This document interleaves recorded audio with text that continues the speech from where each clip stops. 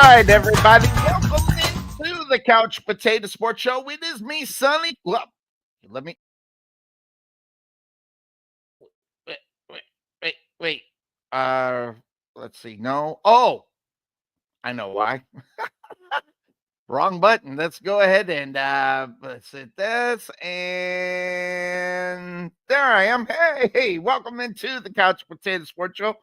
Me, Sonny Clark, the hardest working man in sports radio. So much I'm kind of working at the same time. I got a last minute Santa gig that I'm working on trying to get. So I might pause in and out because I got to answer some questions and things of that sort as far as that is concerned. Kind of important, to bring in the dinero here on the Couch Potato Sports Show. I hope everybody had a wonderful weekend.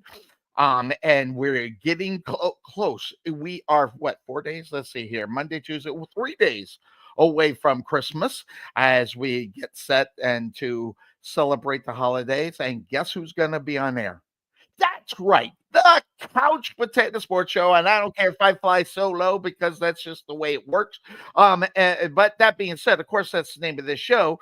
You check us out here. We're going to talk about the rest of the games. There are 3 games already done and all set and ready to roll.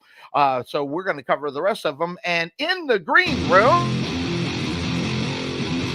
oh, yes, indeed, it is the setup. The man is ready. He's ready to talk about his Buckeyes. And Cuervo, Cuervo is a little bit late.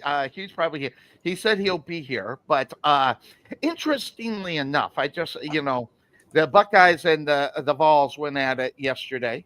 Which was, something that was gravy on top of the game. It was just the fact that you two are going at it, so you get a little bit of that gravy of a lot of fun. So you had that all set and ready to go for you. So that was kind of cool. Oh, look who just popped into the green room. I don't know. I keep saying I want to change his intro. But I just can't, because this is the Podfather I know. Okay, not I could do a nice little graphic and everything and make you look good, but I just love that graphic. I guess it takes me back to fond days, by the way, I don't know if you know Podfather, in that thing in Facebook. We've been friends for 5 years. Boy, it seems like an eternity. I thought it was been longer than that. Yeah, that's what I'm saying. It's like, holy crap. He's all set. And yeah. How you doing? Good morning, Podfather. Hey, how y'all doing? I'm doing good. I'm going to zip it back to OB and continue kind of a little bit what we were kind of talking about. And then hopefully Cuervo will be right here. How you must be feeling pretty good this morning here, OB, about your Ohio State Buckeyes, as they would not have been ranked in the top 4. So you kind of like this little expansion, at least for this year. Yes, I do. What I have to say is I really wanted to call up their coaching staff and say, where was this on Thanksgiving weekend? Because if that team last night played Michigan, we would have killed you guys. Well, I'm telling you, I'll tell you why that didn't happen. I'm going to tell you why. Because Michigan is in their head. Well, that too. But they also thought they would go and wipe them out. I'm sorry. They overlooked that game. It was a trap game in reality, because they walked in going, yeah, we're going to just kill these guys. And it didn't happen. And said result, what is this, the 4th year in a row? Yes. Well, and that being said, but before all that started, how many years did Ohio State have? It makes me want to puke. What was 11? 10 out of 11 years. 10 out of 11 years they had it. It's just like, and it was hard to be a Michigan fan. I'm telling you right now. That being said, I'm feeling good. Cuervo's been yakking some stuff on Facebook. Yeah, I've been watching. So I can't wait till he gets in. Yeah, I've been watching. I don't know. I don't know if you saw my post last night after the game, but I had posted something on Facebook and just pretty much On Facebook or in the comments? no, just in Facebook on Facebook. I have not looked at that one. I see I no. pretty much told Tennessee SEC fans and ESPN to shut your pie holes. Gotcha. Shut the pie hole. One of my favorites. That's right. Now, that being said, what I'm going to do is I'm going to turn it over to the Podfather, and I got to bail just for a second. I'm in a business deal right now. So, that being said, yeah, I want to have Podfather take over for a little bit because there's been some news about the Dallas Cowboys that he's been putting up in the chat room and everything, losing some players and things of that sort. Podfather, talk a little bit about your Dallas Cowboys and the wonderful opportunity that they got to maybe make the playoff. I tried. I just couldn't do it without laughing. But good victory last week for your Dallas Cowboys. Well, they hit the magic number 6. I told them they're going to hit. So there you go. I said 6-11. So now they can't win no more games. I'm free to be right.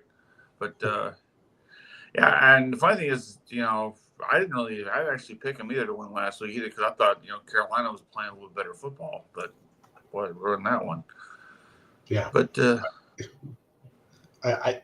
the Cowboys really have a chance to go in the playoffs? No. Okay. Not in hell, no. And if they did, hell would have frozen over and Jerry Jones would have, never mind. Yeah, they're 6 games back of Philadelphia. Yeah, I was watching the Steeler game yesterday, and when they're doing the whole thing about the playoff hunt right now, they're not even in the top 8. They're not even in the conversation. No. So, They're the odd man out, along with the 49ers, by the way. So, speaking of the Steeler game, I'm wondering if Bryce is going to show up because I'm pissed off at Pittsburgh. Are you? I picked them to win yesterday. And they disappointed me. See, I want Ravens yesterday because they really needed that game because Steelers already pretty much clinched the playoff spot. The Ravens are still trying to play catch up from what they should have been early in the year. So, I mean, It's just one of those things where you look at the team and go, is it their year? Is it not their year? Steelers yesterday, they made mistake after mistake after mistake when they had a chance to capitalize. They get a nice turnover. Then next Wilson throws a pick 6. It's gone the other way. And they kept looking behind the entire game. Yeah. Yeah. And I mean, just think 2 weeks ago, the Steelers had a 2-game lead over the Ravens in the division. Yeah, that's it. All gone. That's evaporated. Yeah, I mean, all you gotta do is win your games. Yep. Go out and win your games. You get in the playoffs, and it's going to be very interesting because now I feel like that magical word of momentum is back in the Baltimore Ravens lap. They got it. The Steelers, I don't know. What are they self-imploding? What are they doing? I wouldn't go that far. I think that they're hitting that very tough stretch right now to where games start to matter, and they haven't quite put that together. I mean, again, this is a team that started the year off with Justin Fields, and we're barely getting by. Yeah. And even with Russell Wilson as your quarterback, while that's an upgrade over Justin Fields, that's only for one position. I mean, you're talking about the rest of the team, and the rest of the team imploded yesterday. So, and of course, I mean, let's not overlook the Ravens. I mean, the Ravens, they are who they are. Yeah. And while Lamar Jackson has not won the big game, when's it going to happen when he actually does win the big game? I mean, will we know what that is? Because I don't know. I mean, he's winning games he should be winning right now. Yeah. So I'm sorry, I don't see Baltimore beating. I don't either. I don't see Baltimore beating the Chiefs in Kansas City. I don't see Baltimore beating the Buffalo Bills in Buffalo. I don't see it right now. The bad thing about the thing is, if the Chiefs keep playing the way they're playing right now, Oh yeah, they could they're be going to had. get beat in the playoffs because they're sandbagging until the playoffs, and that's never a good thing. Okay, that's But if they're doing that. Now, if they are who they truly are, and they are only winning close games. Now, yesterday they won by more than just a touchdown, but again, what have we seen this team do year round? Get by. They can't just get by in the playoffs. And I mean, you probably could. Well, yeah, you can. I If mean, you you're can, if but you're the Chiefs, you can. If you're any of these other teams, maybe not. But if you're the Chiefs, you can because they and hey, Obi said it last week. They know how to flip the switch, and whether it is in midseason or if it's mid game or in the playoffs, And by the way, that victory for the Chiefs yesterday was impressive. Okay, because I actually went back and I watched the game after I did a Santa gig, but I went back and watched it because I wanted to see how they executed plays. They are going to be hard to beat, and through the whole thing, through the rest of the season because I did not pick. I missed both games yesterday, so there I am. But I will tell you this: the Chiefs are going to be a tough out regardless of what it is because of the fact that they can do what they do. And also, I'm going to tell you just one thing to keep an eye on for the Chiefs. They got some plays that you have not seen all year long. And they are going to pull them out when they are ready to do it, when they need something that will get them the win or get them the yards to get them in position to kick a field goal or whatever the case may be. That's fair. I mean, the thing is that until that one team comes along and knocks them off and knocks them off their throne, we haven't seen that yet. So until that happens, we'll have to wait and see. I mean, could it be the Bills? Could it be the Ravens? Could it be the Steelers? Could it be anybody out there? I don't know. It could be anybody, or this could be the Chiefs here again. I mean, it's gonna be interesting to see. I kind of think they should have set Mahomes yesterday just to kind of keep him, let him take a little bit of break because he's got he's got this game, he's got the game on Christmas coming up on Netflix coming up here soon. Mm-hmm. I mean, and for a leg injury, especially a high ankle sprain, just throwing him out there and having him plant that foot and everything else, putting more damage to him right now. So get the win, and then they get the bye. So, and then they got themselves set to where when they figure out that they are going to have to all the way through the playoffs going through Kansas City, that's when they can sit him and get that rest. And it could be a whole almost 3 to 4 weeks before Mahomes has to hit the field. So I see why they did it. But I don't know. Maybe it's because I don't have enough stones to throw caution to the wind and let my number one guy go out there and accidentally get stepped on the previous injury. So I guess maybe I'm a wuss and I don't have the stones to put my guy out there for that.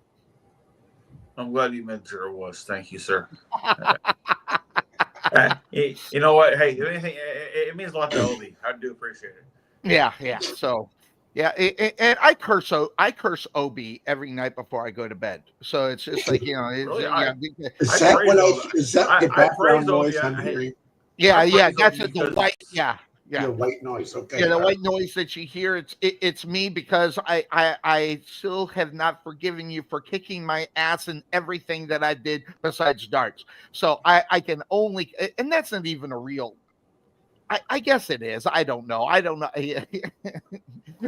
But I was not good until I had a few drinks. So that you did your shit sober. I had to get a little tanked before I could hit it. So, but I had, by the way, I had a set of darts. I had 3 sets of darts. And they were all just so cool looking too. And one of my favorites where the thing was not straight, it had a little bend where you put your thumb, and that is what did it, man. That's what had, and that was my favorite. And I actually still got them somewhere in a box.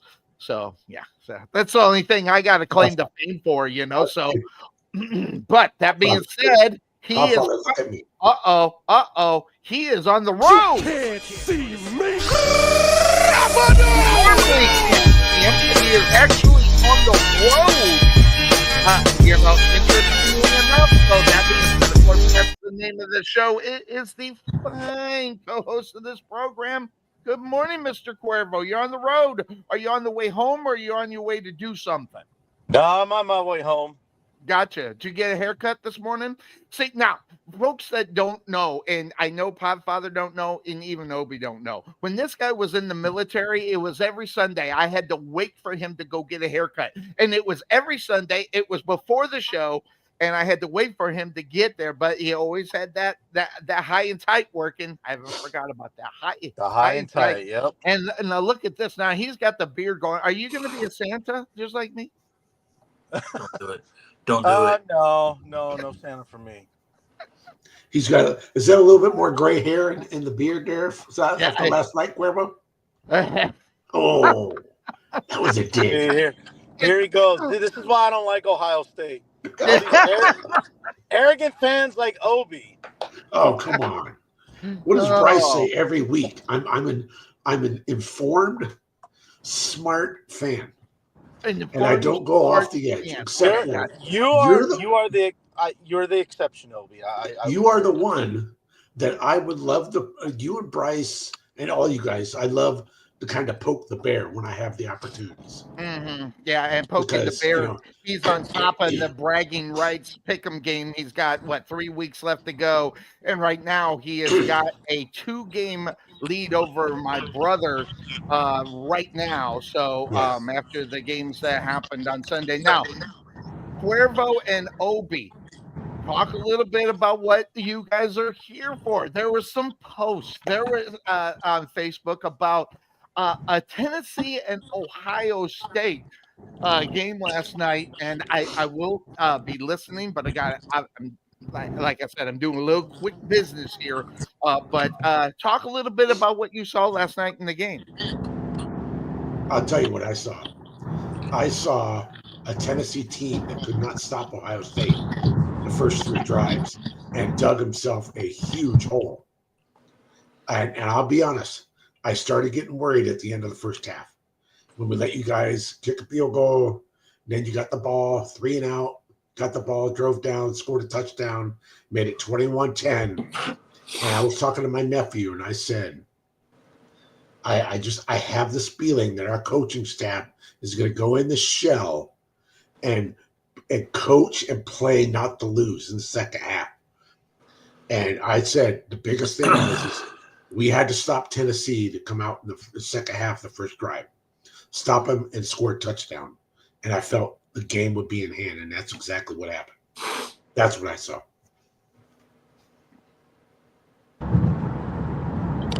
So I think we're both on a little delay here. Okay. No? Okay. Okay. I muted you because of the background noise. So what did you see last night? As far, I mean, you got to be disappointed in the effort from your team that came out last night, knowing what it was. Obviously, you're in the playoffs. Obviously, the high hopes for Tennessee. They obviously get past this game and maybe make a run at the national championship. Effort? What effort? Didn't look like much effort from the football team. But listen, shout out to the fan base who all drove up there to Columbus. Yep. To attend the game because they're the only ones that really showed up. The team forgot that there was a football game, and I'm disappointed in some fans too. I think we talk a little too much without the game even have nothing to back it up with, all this kneeling. You mean like North the Bears talk. at the beginning of the season with their first round draft pick? Oh, I'm sorry.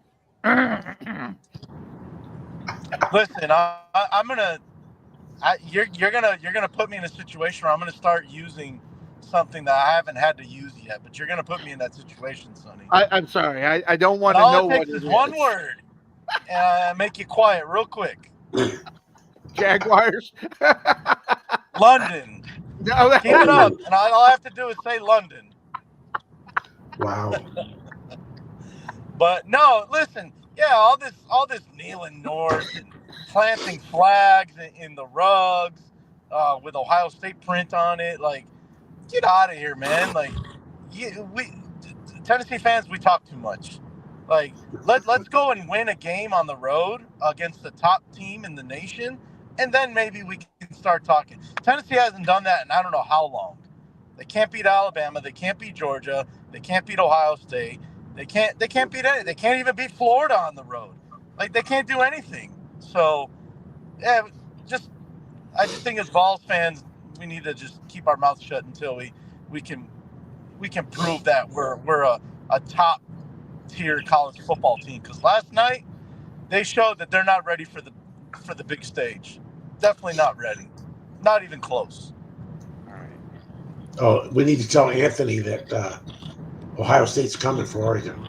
Yeah, definitely. And We're this coming. is Anthony in our pick'em game, just to let everybody know. I Uh-huh. think We're coming, Anthony. verify that for me, Anthony. Is I think it is the guy that's in our pick'em league.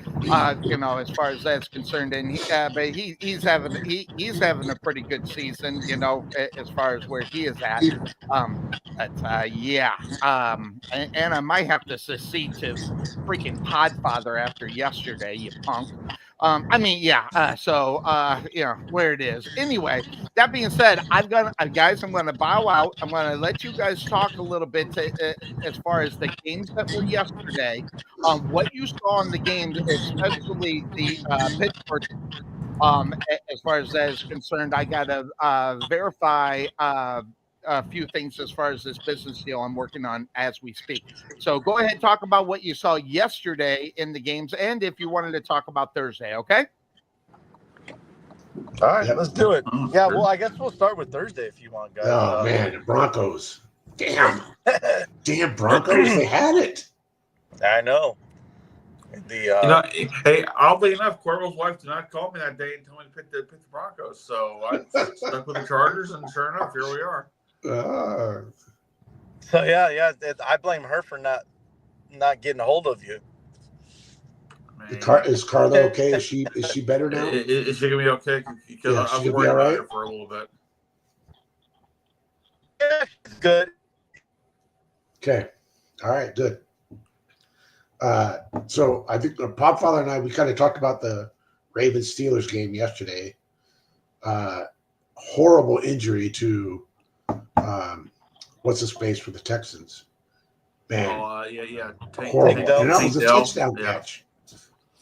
Man, that was a horrible injury. It really screwed up Stroud. Too. Messed him up completely. Yeah. Right. That touchdown tied the game. Did it not? Yes, it I think did. it tied the game. Yes, it did. Yep. But it took the heart out of the game, though. From there, it was like, yeah, because I don't think Houston scored again after that. No, they were, from what little I saw of that game, they seemed to be the shell of their former selves at that point because once they lost him, their quarterback is distraught. That was it. Yeah. That's too bad. Well, I mean, yeah. I think an injury like that, it'll mess with your mental in reality. So, has there been an update on Kansas City did it again. Yep. What's that? Is there an update on his condition yet? They were talking about that he might need surgery. Yeah, knee surgery. Oh, he probably will. Yeah. Like me. Oh. Of course, I didn't do anything like that. I hurt my knee and I had no idea, and it hurts like hell. I'm that way now. I have a left ankle issue with because I stepped in a pothole up at work, and it's been since August, and I still can't really walk on it very well. My other knee the knee I had surgically repaired a couple of years ago is starting to flare up on me again. So I'm like, this ain't good. No, this ain't good. But then that's me getting old. That's the guy out there running a 40-yard dash in about 4 seconds. So I mean, that's a little bit of a difference. Yeah, sucks getting old. Easy, speed racer. So I really want to talk about what I would like to talk about, if you guys don't mind. Sure. Is the kind of like the how do we say the elephant in the room right now? How bad? How Hey. bad? What? We don't need no fat shaming on me here tonight. How bad do the Bears lose today? Because the Lions are going to be pissed off. Ooh, that is an interesting point because the Lions. By the way, I didn't expect the Lions to win that game.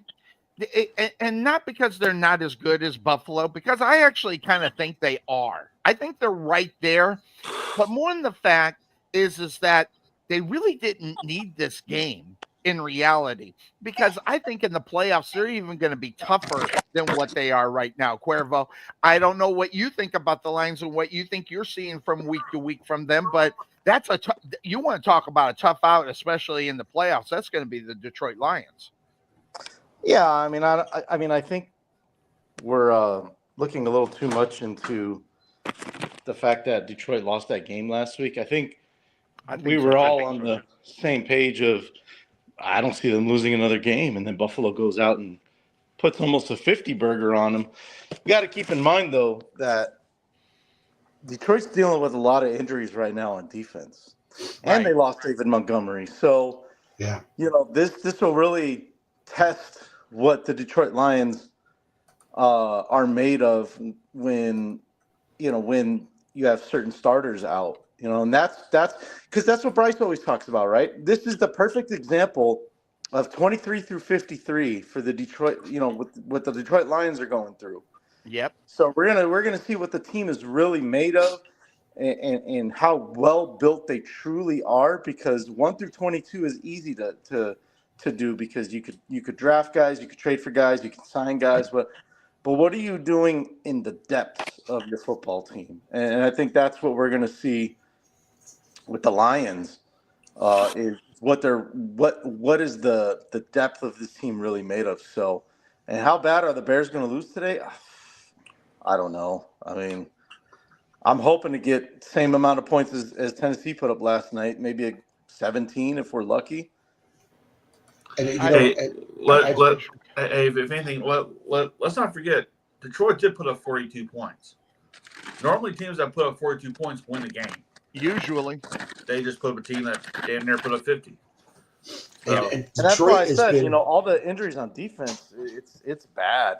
But they've been able to overcome it week after week after week. Yep. And then I think it caught up with them last week, and they played a damn good Bills team. I mean, right now, you look at what Josh Allen is doing for Buffalo. Mm-hmm. The dude is freaking superhero right now. Right now, He's because that's what everybody's complaint is, right? Everybody's complaint is not in regular season, is what he's going to do in the playoffs, and that's going to be a big time there. Same thing with Lamar Jackson, which, by the way, had a great. Listen, he played really well. I did not watch the game. I did watch the highlights of that game, and he played really well during the time. And that being said, of course, that's the end of this show. When you get a guy such as a Lamar Jackson, now you got Josh Allen playing out of his mind, Patrick Mahomes. Those are three quarterbacks that are, if you wanted to argue top three, they could be there. All three of them, in whatever order you wanted to put in there. And I know a lot of people would, ask the question, how could you think that Josh Allen, Patrick Mahomes, and Lamar Jackson are 1, 2, 3? It's because it's the AFC. It's a different monster. I'm telling you right now, the AFC is a better conference than the NFC. We can sit there and argue it all day long, but when you're looking at talent at quarterback position, there are more better quarterbacks in the AFC than there are in the NFC. And I don't know. A lot of people might not agree with that synopsis of what I think I see as far as the NFC, AFC is concerned. But I will say this: are you going to bail onto a computer, or are you going to stay right there on that phone? No, I'm gonna stay on the or I'm gonna go back on the computer in about 5. I'm gonna make some coffee right now. I'll be on my computer in 5. Very good. All right. So, but I was gonna chime in on that real quick. Go ahead. Yeah, I don't see how Mahomes gets any type of MVP consideration. I don't care that they're 14-1. You look at Mahomes' season, it's average. Okay, Average. yeah, I said it. It's an average season. Mhm. He's not throwing for a lot of touchdowns. He hasn't thrown for a lot of interceptions, but it's for Mahomes standards, it's an average season. For other guys, it might be a good season. That being said, I don't understand why a guy like Jared Goff is not getting more consideration for MVP. I mean, what are they, 12-2? Mhm. Yeah. All right, so they're Mhm. or, they're going to be 13-2 after today. For the Detroit Lions, that's pretty damn good, So I think Jared Goff is getting slighted a little bit, just because of how popular Mahomes is, and how the That's okay. NFL wants to make him the new face of the NFL. That's okay. According to the Lions fans, that's all right. Because Listen, Jared just walks around with a chip on his shoulder. absolutely, and has a hots for Sean McVay's And that's life, So and I get that, that, and that's the Obi. reason why he's in Detroit. So they got to be happy that even happened. Yeah. I get that part, Obi. I do. I really do. Just because he doesn't want the recognition doesn't mean he shouldn't get the recognition. Fully True. agree. Yeah. Fully agree.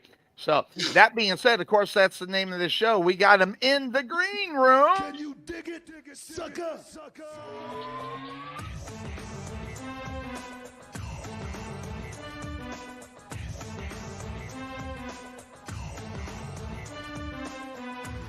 Can you dig it, sucker?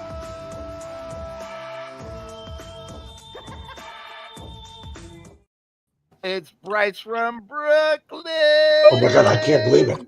I can't believe it. He's got that yellow damn thing on his shoulder. I cannot believe it. He's got. And by the way, if I was there and where you're at right now, I think I don't like violence, but I think I'd slap you because I picked the damn Steelers to win yesterday. I did too.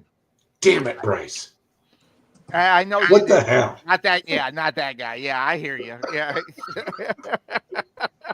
So Bryce, I mean, I after what you said about if they get this win against this Father's team, got the chair out, and then you could see him in the Super Bowl, and then the performance that they put up yesterday. I guess I got to ask, what the premonition of what you thought about the Super Bowl and the Steelers, have you lost a little bit of the glory of that statement? First, I had to start my day coming in here, hearing the fine co-host of this show say a 14-1 season is an average season. No. He said, but no. He said by Mahomes is an average season, not the Chiefs. But still got him 14-1. So. I'm going to stand up. I'm going to back up Cuervo here a little bit, and so is Sonny. He said he was talking about Patrick Mahomes. Yeah. Okay. By Mahomes standards, I hear what you're saying. Okay. Yeah. Gotcha. So these last 2 weeks. So to answer the question straight away, well, first, we're still in the midst of this big game stretch. I'm still gonna rock the towel for the Wednesday game that we have coming up, right, against the Chiefs, because everything is still in front of us. What this has shown the last two games is the Steelers. In terms of what I said about if they were to beat the Eagles, I got them going to the Super Bowl. They weren't able to do it. They weren't able to beat the Eagles. They weren't able to generate, get them off the field on defense. The offense had 2 possessions in the second half, just amazing. They weren't able to make plays and sustain drives. I thought the offensive game plan was not very good. They kept running their face into a wall against the 5-man fronts and all that stuff. This past game comes down to one, injuries are not an excuse, but a reason, meaning banged up, too banged up in the secondary, A lot of young backups playing, and too many miscommunications and breakdowns. Those breakdowns, the Ravens kept the run, they kept giving it to Derrick Henry. We didn't do a good enough job getting off blocks and also spread it. They didn't play in a phone booth. They decided to spread the ball and then run it. You run against nickel. It gave him some lanes. It was a good plan by them for the most part. And then it comes down to Russ's 2 turnovers. The first one you just cannot have. You make a great first drive, you go 3 and out, but then you start cooking. Jaylen Warren's cooking. Russ is spreading the football around. I mean, he started to heat up. And I'm like, this is going to be a game. And so, but you just cannot have that turnover. Great play on the scramble. You're in the red zone. You got to do the fundamental things. And then you throw a god-awful pick 6. Russ doesn't throw those type of footballs. Just a terrible decision. Gave it right back up, too. And he wasn't under a lot of pressure when that was happening in reality. Right, after Minkah makes a great interception. So those plays with the defense just killed you. This was a game where your defense maybe would make a play, but your offense needed to go. And there were times where the offense was going. And then there were other times where I thought look, I like Najee. I think I'll say, like Sonny says, Najee's a good back.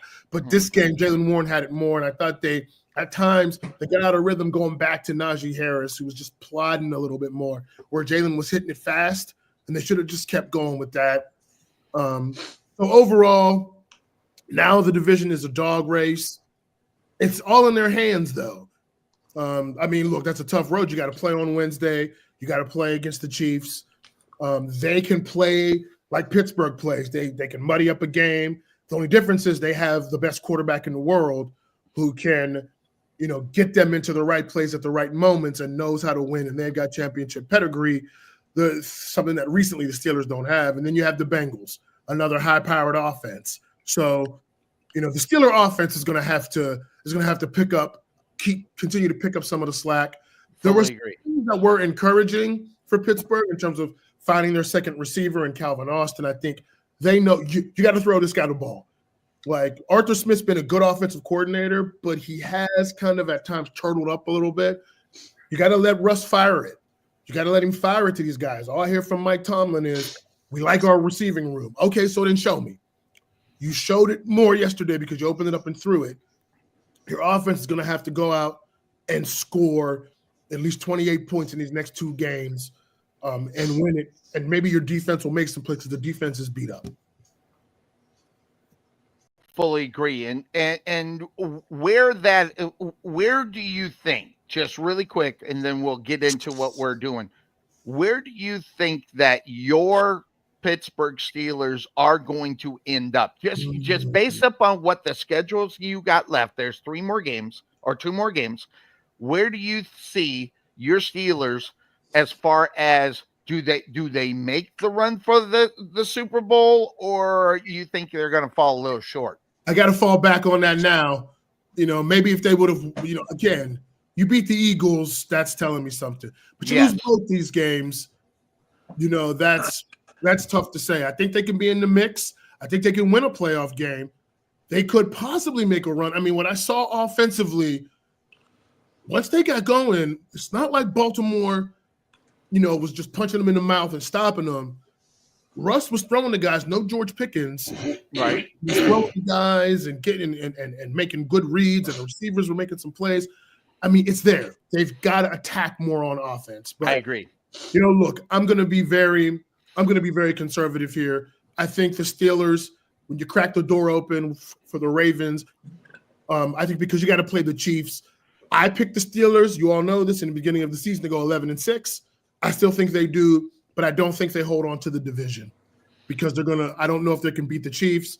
And the Ravens have the Texans and the Browns, and the Texans are reeling. Texans could show out, though. That Texan game, I'm telling you, is going to be a lot tougher for the Ravens than people think. I fully agree. But that's what yesterday was, though, right? I mean, it was your classic AFC North battle that you see each and every game. You guys got the best outside. The NFC North now, that especially with maybe the Bears making the adjustments and maybe becoming the team that we think that they can be, we got those two divisions just bring it week in and week out when they play each other, and it's very very big. So there's the question: will Pickens play the next game? You think?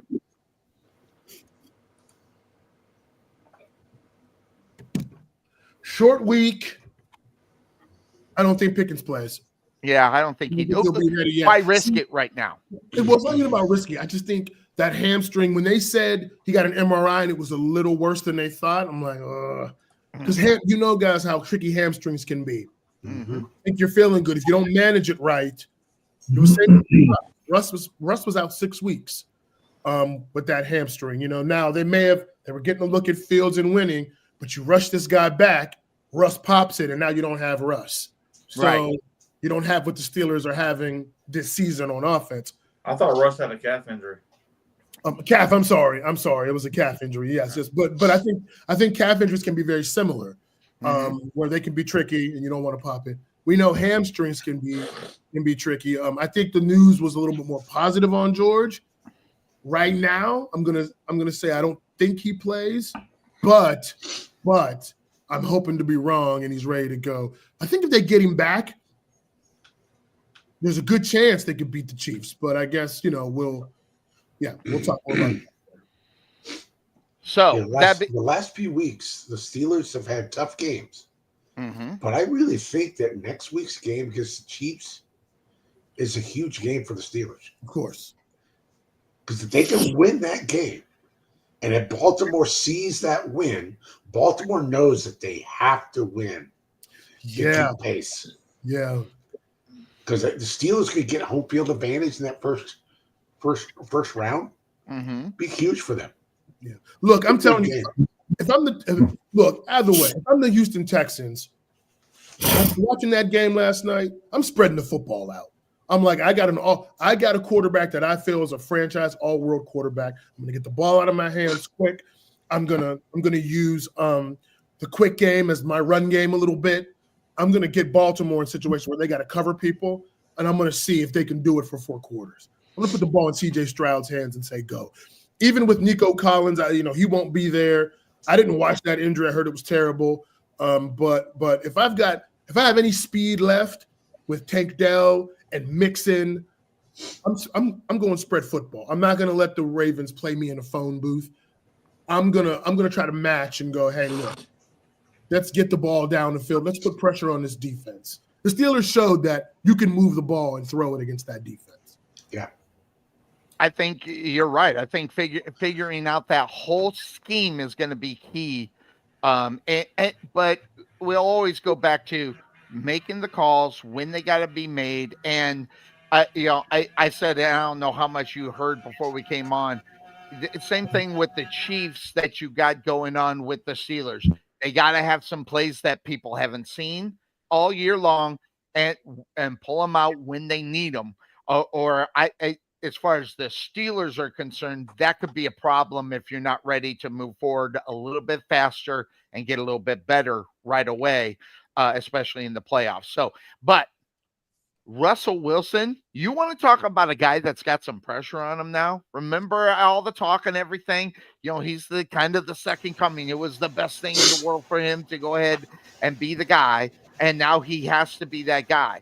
And but I think out of all the teams that he played for, obviously after he went away from Seattle, this is definitely the better fit for him. I think he's going to be in a good position to move forward and have a game. So that being said, of course, that's the name of the show. We got games today, and I want to go ahead and go to the Detroit Lions and the Bear game today. Say whatever you want. I mean, the Bears are not a good team.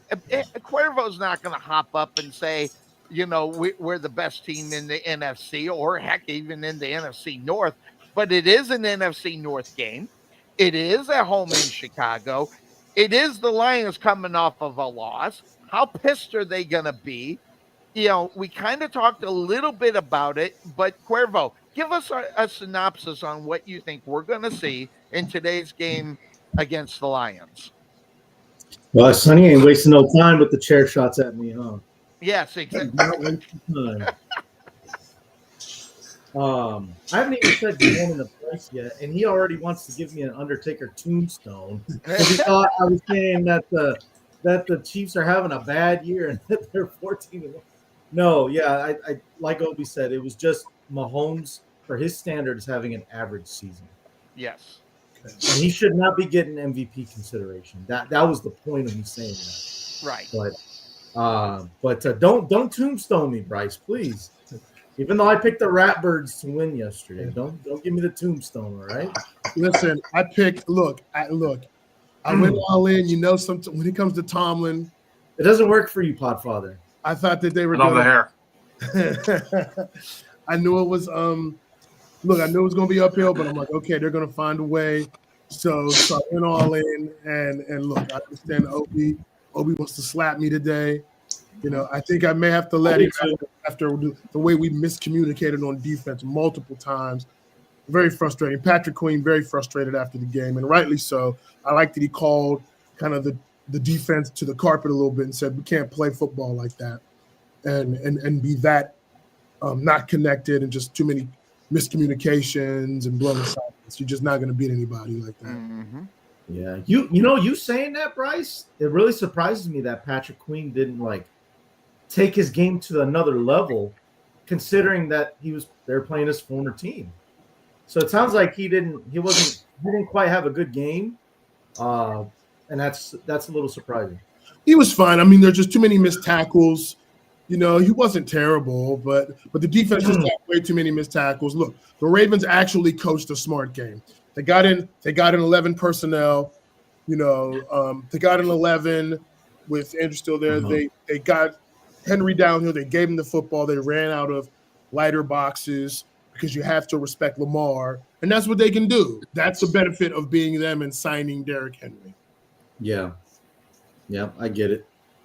Podfather, I don't know. Immediately you just go Lions when you take a look at this game based upon kind of what you're doing. Do you see anything maybe coming around that the Bears can win this game? Any given Sunday, right? I mean, yeah. You never know, as is still saying. But let's face it, the Lions are who they are.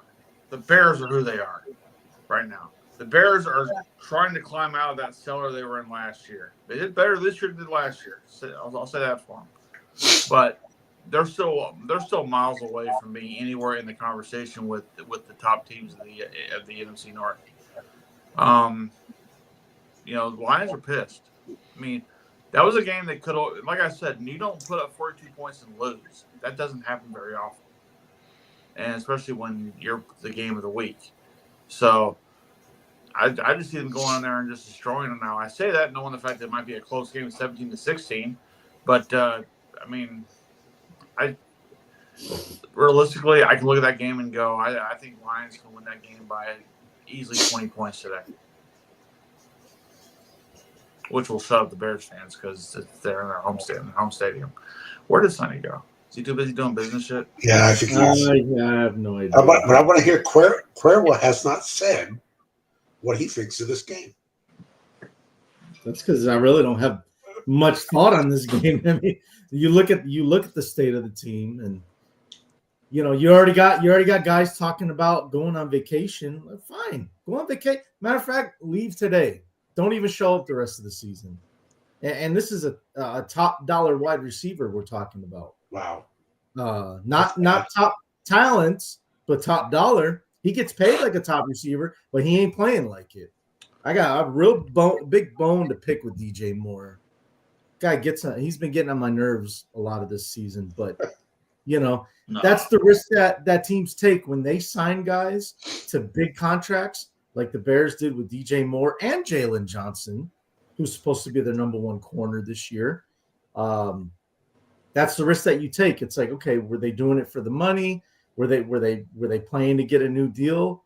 or are they really ready to show that they're one of the best in the league at their position? And right now, it looks like the Bears are 0 for 2 in that one because DJ Moore, he ain't getting paid like a top 10 receiver.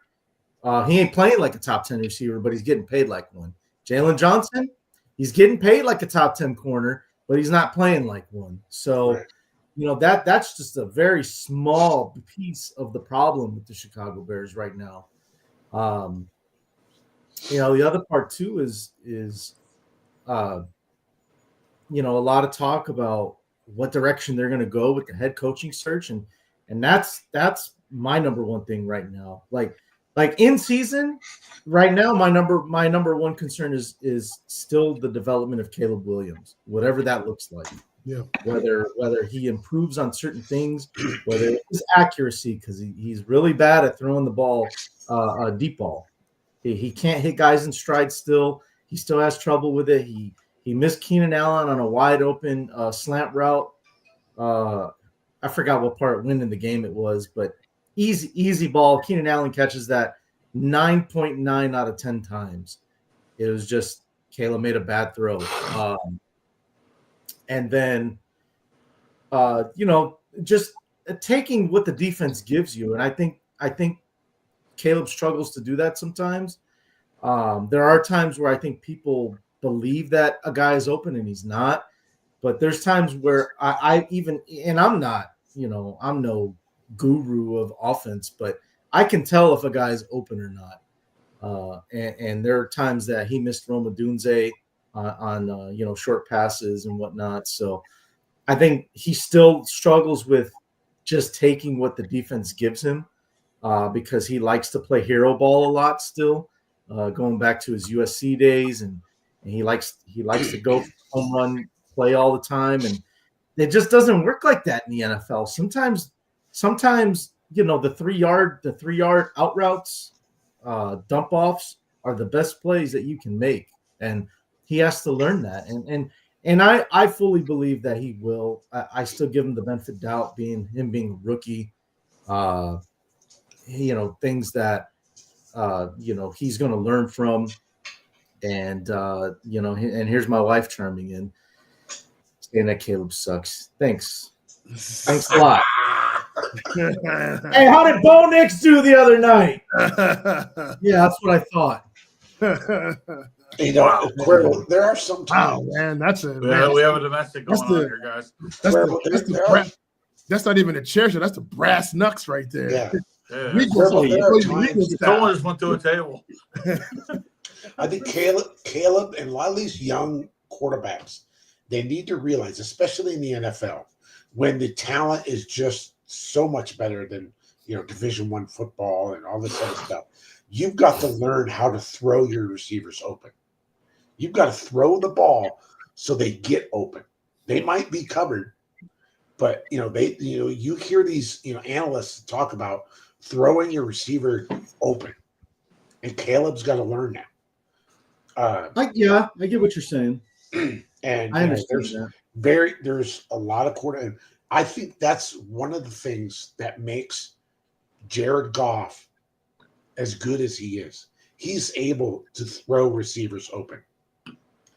I think Brian wanted to ask Bryce this is, we talked about it a little before you came on, is how the 1 through 22, 1 through 53. I think the Lions are really being tested right now with all the injuries that they have. And last week, David Montgomery goes down. Man, can the Lions just kind of plod through this and get the job done on the goal that they want to do, which is to get to the Super Bowl? What do you see there? Well, look, again, we never like to use injuries as an excuse, right? Like, hey, man, that's why you build a roster, Obi, like you said. But boy, like I said earlier, they can be a reason, and the Lions are starting to leak because it's becoming to the point where, their defense, they against teams that can score, like Dan Campbell, credit to him, he's tried to adjust to a completely offensive philosophy where they're gonna have to go for it because their offense really is tough offense to stop, but they can't stop anybody, OBN.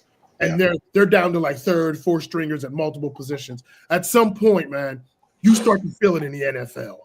Like even now, like look at the Bears. This game, I think, is going to be a lot closer than people think because the Bears have some talent on offense, and now you're down to third and fourth stringers for the Lions at various positions. You know, that gets tough to overcome, even for the best teams. You know, good teams can overcome their injuries, but at some point, if it really hits you, you're going to get stretched thin. Hey, Cuervo, just real quickly, let me ask you a question. Do you think the Bears have anybody in their coaching staff right now that can really take Caleb Williams and groom him into being the quarterback of tomorrow? Yes, but I think he's going to be gone after the year. And I'm talking about Thomas Brown, and not as the head coach. I'm not talking about as a head coach. If he's willing to stay on staff with whoever the new coach is going to be, Vrabel, Mike, Ben Johnson, whoever it's going to be, and he's willing to be either the OC again, which I think that would probably be the best fit for him. If he's willing to take a spot like quarterback coach, OC, something like that, I think he's probably the one guy that I think can really help Caleb go to the next level because they've quit, and it had to happen fast. But I really think that they do have a good, working relationship where Caleb listens to what Thomas Brown tells him. Caleb listens to his advice, and I think they get along real well. All that, and so, and it's not about being friends and stuff like that. It's about trust. I think Caleb trusts Thomas Brown, and I think he's a guy that he has confidence in that he can say, hey, moving forward, I think he's a guy that can really help my game. So to answer your question, Podfather, yeah, I think Thomas Brown, if he's willing to stay on as an OC QB coach, then I think that's the one guy. Because the thing about Caleb Williams, and I hate to make this comparison because we know what he did with his career as a player. Look at Troy Aikman back when he first came into the league. He was lit up by everybody in the first couple of years, and then it wasn't until he got Norv Turner to be his offensive coordinator. Yeah, he changed his system. He started looking for different ways, becoming a different kind of quarterback. And I think that's what Caleb needs is a guy like that. I'm not saying he's Norv Turner, but he's a guy like that can help groom him to where he can look at defenses differently than he's looking at it now.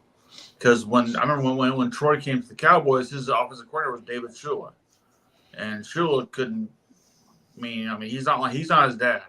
So he had a hard time coaching anybody out of a paper bag at that point. And that's what led to Troy's first 0-11 starting point at that point.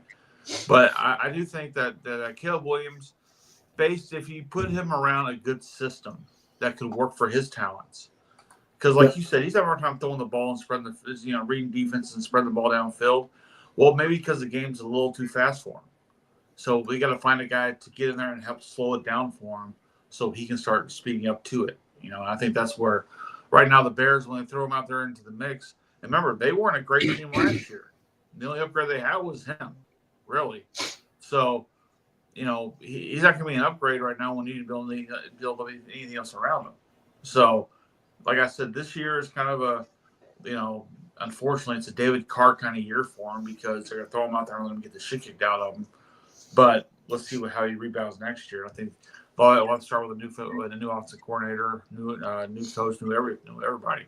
And I know Thomas Brown is probably the guy that wants to help him, but it's all about skins on the wall, what can we do moving forward now quickly because everybody's got a timetable, and unfortunately that's the coaching carousel in the NFL. Well, so bringing up skins on the wall, Podfather, you're right. I do think that plays a part in it. You look at the Bears offense when Thomas Brown was the offensive coordinator after they fired Shane Waldron. That offense, you started seeing some things. They were looking better than they were with Waldron there prior to Eberflus getting fired. So that's why I'm saying I think the trust is there and I think the confidence is there because you saw the difference in how the offense looked when Brown took over as OC.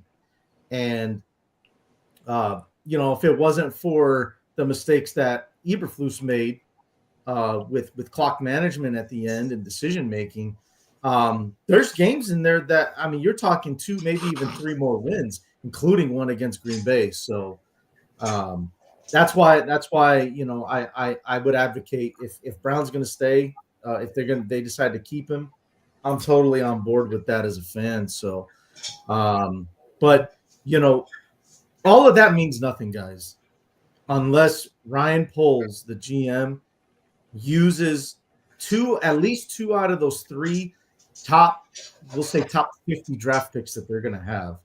They're going to have 3 of the top 50 in the draft next year. You got to use at least 2 of them on offensive line. You have to, because you can't allow this guy to continue getting killed, like you said, where he's putting up David Carr numbers when it comes to how many sacks he's taking. Like, it's not fair to him, because it's a waste of talent. It really is. And I think Caleb can be a top 10 quarterback in the league one day. You just got to protect him. Just real quickly, guys, we should have a moment of silence for Sonny, because one of his quarterbacks has been benched for the rest of the season. Oh, So, and he's probably going to get released too. Yeah, he will. Sonny probably. He'll get cut. Hey, Podfather. How many hours you think Sonny Clark spent crying in his room because they actually had the audacity to take his guy, an Obi's guy, who he said he would take on the Browns right now, who was throwing 1 million interceptions in 3 weeks? They finally said enough. We're actually trying to win a division here. How many tears you think those 2 cried yesterday? I didn't cry any tears yesterday. Enough to fill the Ohio River. Oh, I still can't believe we had that nonsensical conversation last week. well, listen, hey, Sonny, I'm glad you're crying about it, because the Red River right here is getting kind of dry. Because when I cross from Oklahoma into Texas, it's like cross over a creek right now. So thank you for adding up to the lake out there. Yeah. Him and his buddy in Ohio, take Kirk Cousins right now. Jesus, man. Hey, he'll be free in the offseason. Hey, Bryce, you should encourage him. Godfather, I would love it. I would love it. I would love to see either of their 2 teams sign that guy. I would love it. Please do it. Jacksonville and Cleveland, especially Cleveland. Please go sign there. That's what I was saying. You should encourage them to sign Kirk Cousins. Go ahead. Let's see it. Hey, Sonny, you should probably unmute yourself.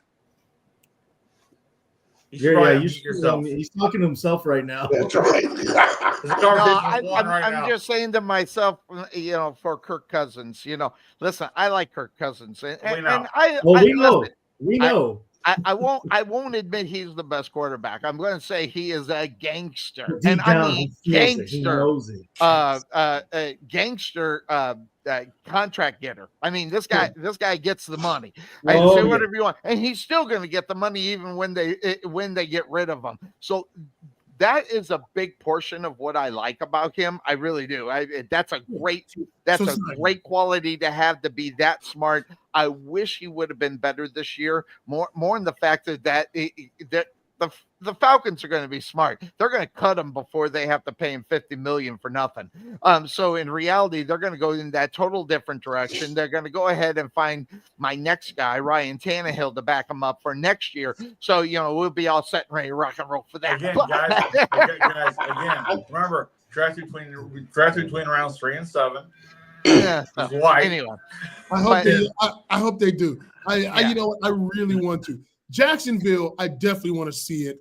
But Sonny Clark will come up with a million excuses as to why it's working, even when at some point in the season they're 2-9 with him at quarterback. Really want to go. Maybe because they'll come down to this. Look at the leadership he's bringing. Yeah, look at the character. Look at the character. Look at the character. Yeah. I want Obi's team to listen to him, go out and sign Kirk Cousins. Just go ahead and do it. That's what I want to see. I want to see Kirk Cousins in the AFC North.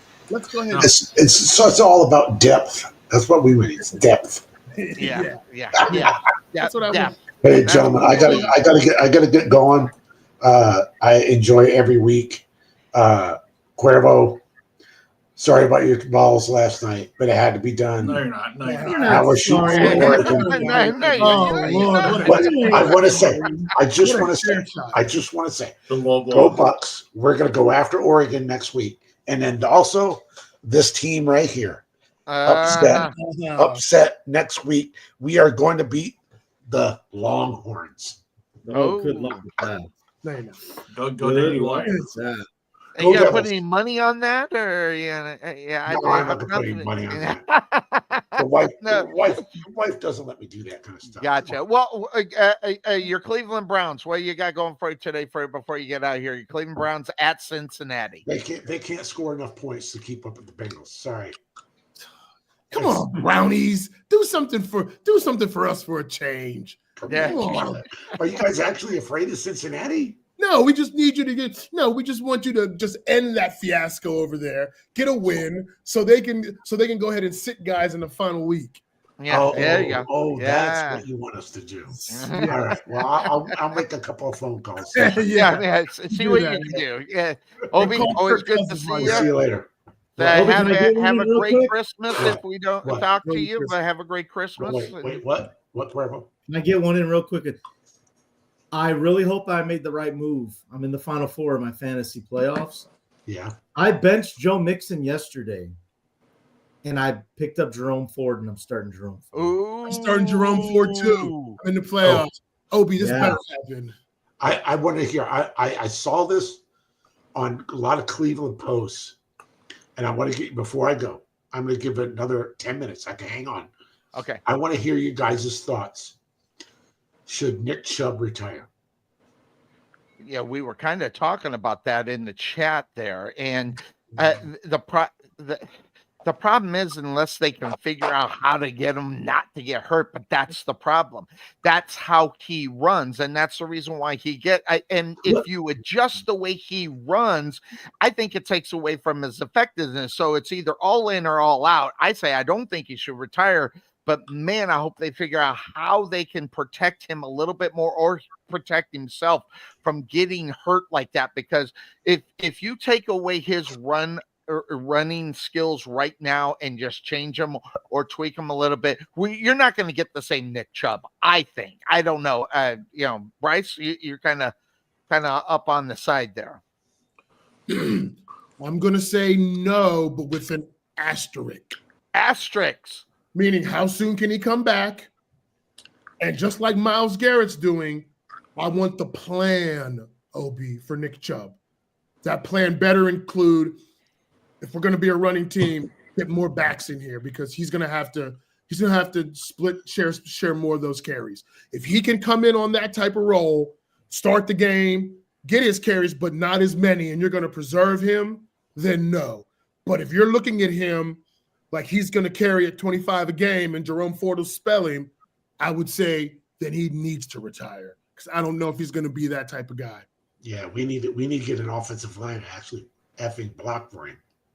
Cuervo, should Nick Chubb retire? Refresh my memory, Obi. Was it another knee injury? No, it was a foot. What?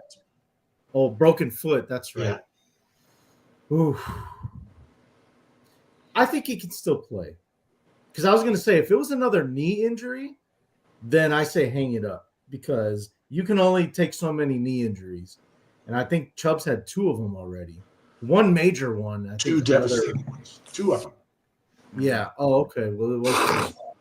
Yeah, I was going to say, if it was a third knee injury, then yeah, he needs to be done. But I think broken foot, I think you can still make a shot at it.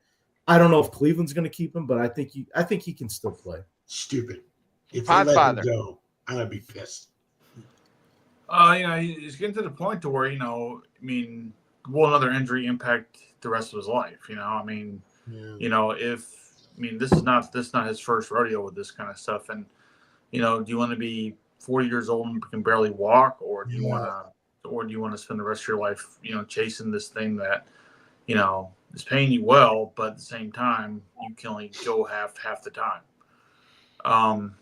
That's the decision he has to make. So, And if he's not willing to change his running style, and then clearly that might be the one reason why he's getting hurt, maybe he needs to look other directions.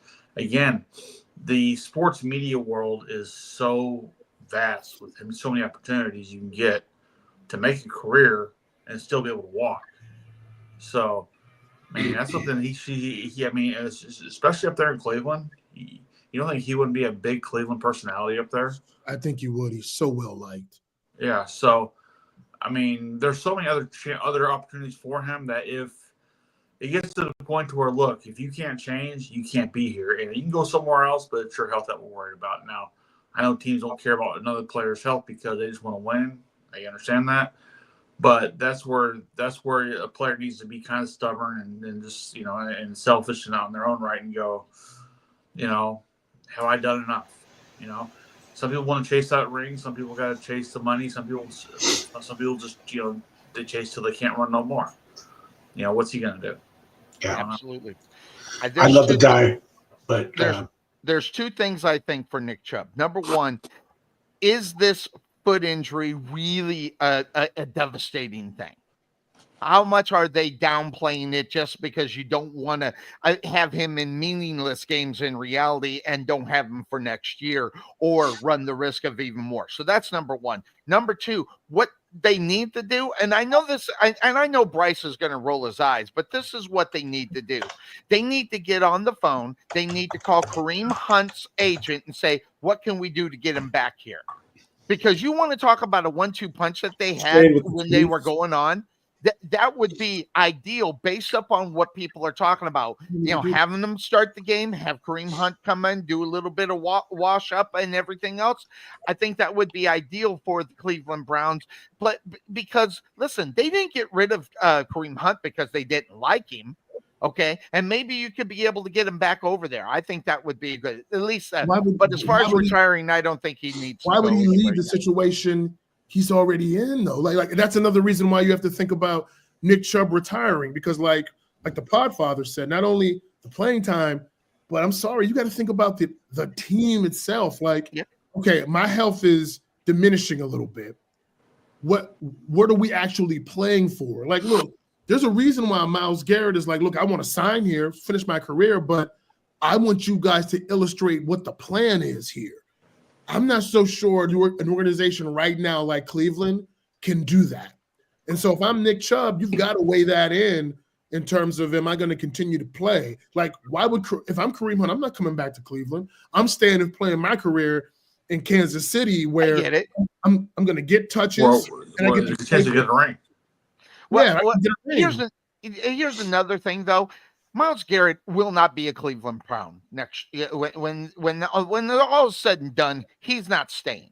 Okay, he plays for the Cleveland frickin' Browns. I mean, so you got to get the hell out of that town because it's only going to kill your career. It's always going to hold you back from being a Hall of Famer as well. What the lineman from Joe, what's his last name? Thomas. Yeah, it's the only Hall of Famer that I can think of as far as Cleveland Browns are concerned. The only one that's worth it anyway. I see.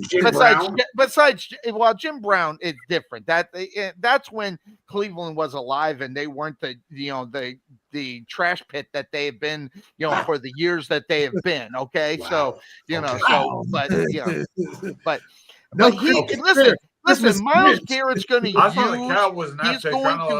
the Browns. He's going to use the Browns to get more money to go someplace else because he knows they're going to pay it. So, the Christmas Grinch. Yes. All right, gentlemen. Merry Christmas to you guys. Good to see you, man. Have a great holiday, my friend. Always good. Wish the wife well. Good to see her. Go blue, baby. No. Anyway. Had to get that parting shot out of here before. I know. You couldn't help yourself. Man, that was a chair shot that Tennessee took. Yes. Hello. They deserve it. By the way, I apologize. I have in and out. I'm kind of doing a quick business. I'm going to do a Santa gig tonight, last minute. So I've been kind of getting that squared away.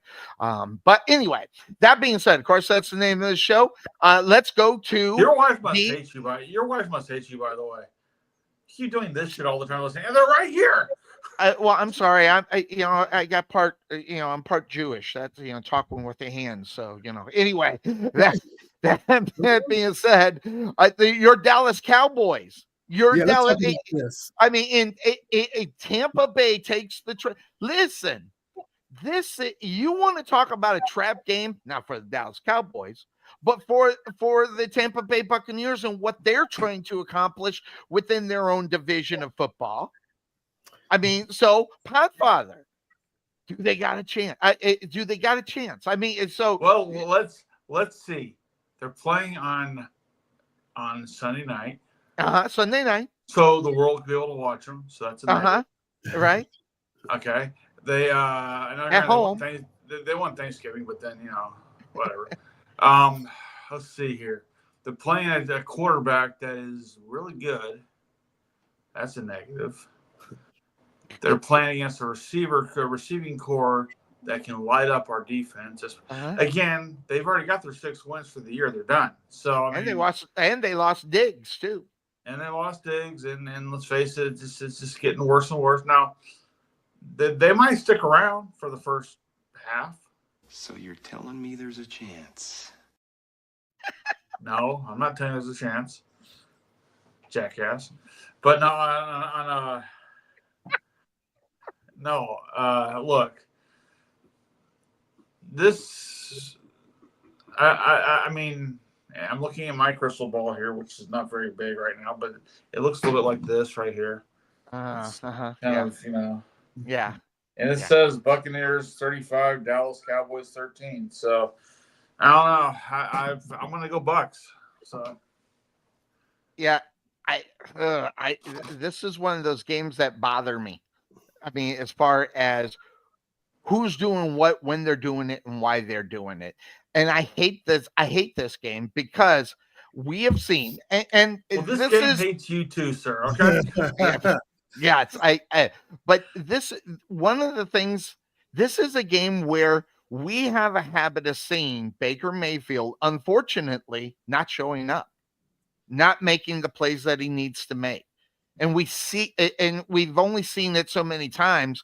And I think that you could end up doing this. And I think this also will, kind of define really who they are as far as the Buccaneers are concerned and their actual real chances in the playoffs. Okay. I don't think there's a lot there for them within the playoffs. But that being said, I look at this. This is a trap game for them. They should be able to beat this football team, but parts of me wonder if they will be able to get it done. And Sonny, pick the Cowboys. Pick the Cowboys, guys. Well, no, I am picking the Cowboys. Just to let you know, I am picking the Cowboys, so you can feel real good about it. But this is that trap game, and listen, now if Baker can get past this team, I think they can maybe win a game in the playoffs. So yes, you got to be able to beat the depleted team, and that's what the Dallas Cowboys are. And sometimes Baker will go in with that attitude that we're going to beat them, and we should beat them, and we're going to beat them, and then he drops the ball. I predict a drop of ball from Baker Mayfield not getting the job done. I'm on the Cowboys. So that being said, Bryce, you just hate on you. You know Bryce what? from Brooklyn. You know what? Get ready for this. That's not an unreasonable take from Sonny Clark. Not unreasonable. Baker Mayfield, has this bad tendency of turning the football over. Mm-hmm. And one thing that the Cowboys can be is opportunistic on defense. I didn't say they were very good. I'm saying they can be opportunistic. I think this game will be closer than people think. I have no faith in the Dallas offense. Obviously, CeeDee Lamb can really hurt your team. He can hurt your defense, but I think the Buccaneers do enough to get it done. But if Baker Mayfield comes out and throws a couple interceptions and keeps this game close, and the Buccaneer defense can be very inconsistent as well. But I'm going to go with the Buccaneers to go ahead and make this happen. I think the Buccaneers, even Baker playing on the bright lights, plays a little bit more clutch than the Cowboys. Cowboys, not really a lot to play for right now. I mean, True. we said, but yeah, it was Monday Night Football when Dallas had beat the Steelers. Oh, here we go. I mean, There it is. thanks for reminding me on that, Bryce. There it is. There it is. Gotcha. Enough to, That one wonderful night in September. oh my Lord. Cuervo, what's your Okay, take up on Sonny. this one? What's your take up on this one, Cuervo? I think Tampa wins. Just keep it Not short and much. sweet. Not much to talk Yeah. about. Okay, gotcha. All right, I threw the curveball. We'll see what happens and see if hey, we'll find out if Baker's Let me ask real. the Podfather something. Okay. When it's all said and done, Podfather, and the season ends for the Cowboys, what are a couple changes that you do see Jerry Jones making to the team? I've thought about this after Belichick went to North Carolina and how what's really out there for them to go get coaching wise. And I see a team. I see a team that hasn't quit on McCarthy. That's the thing. They have not quit on the coach, and I think that's a big thing. If your team is going out there and they look at their coach and they go, "He's gone anyway. I don't give a shit." That's one thing. This team's not doing that. Right. So I give them total credit where credit's due. They have not quit on them. I think Jerry signs McCarthy to a 3-year deal. He's going to give him at least 3 more years. Now he could fire him within those 3 years, but he won't go 5. I mean he won't go as long as he went with Jason Garrett. But I think Jerry can look at the injuries and go, well, we could have been there, but we didn't have all these players here. And we're not going to make a whole lot more changes in the offseason because we don't have the money for it because we got to go pay Micah Parsons and everybody else X amount of dollars. So we're kind of cash strapped at that point. But, again, in his mind, we're probably a few inches away from being, 8-6 as opposed to 6-8. So, again, that doesn't necessarily win you. It doesn't necessarily win you the East, but it at least keeps you in the conversation. Yeah. And that's all he's looking for is a conversation. As long as he's in the dance, that's all he cares about. Because again, for Jerry, he's had 20 plus years to know if I'm at least in the conversation, I'm still relevant.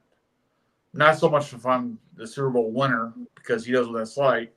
But as long as I'm in the hunt for that, that's one thing. Now, when he's in a year where he's out in the hunt, that's where the whole thing comes. It was like, well, what little changes do we need to make? Quarterback, he's not going to make a change. Receiver, he needs another receiver for sure.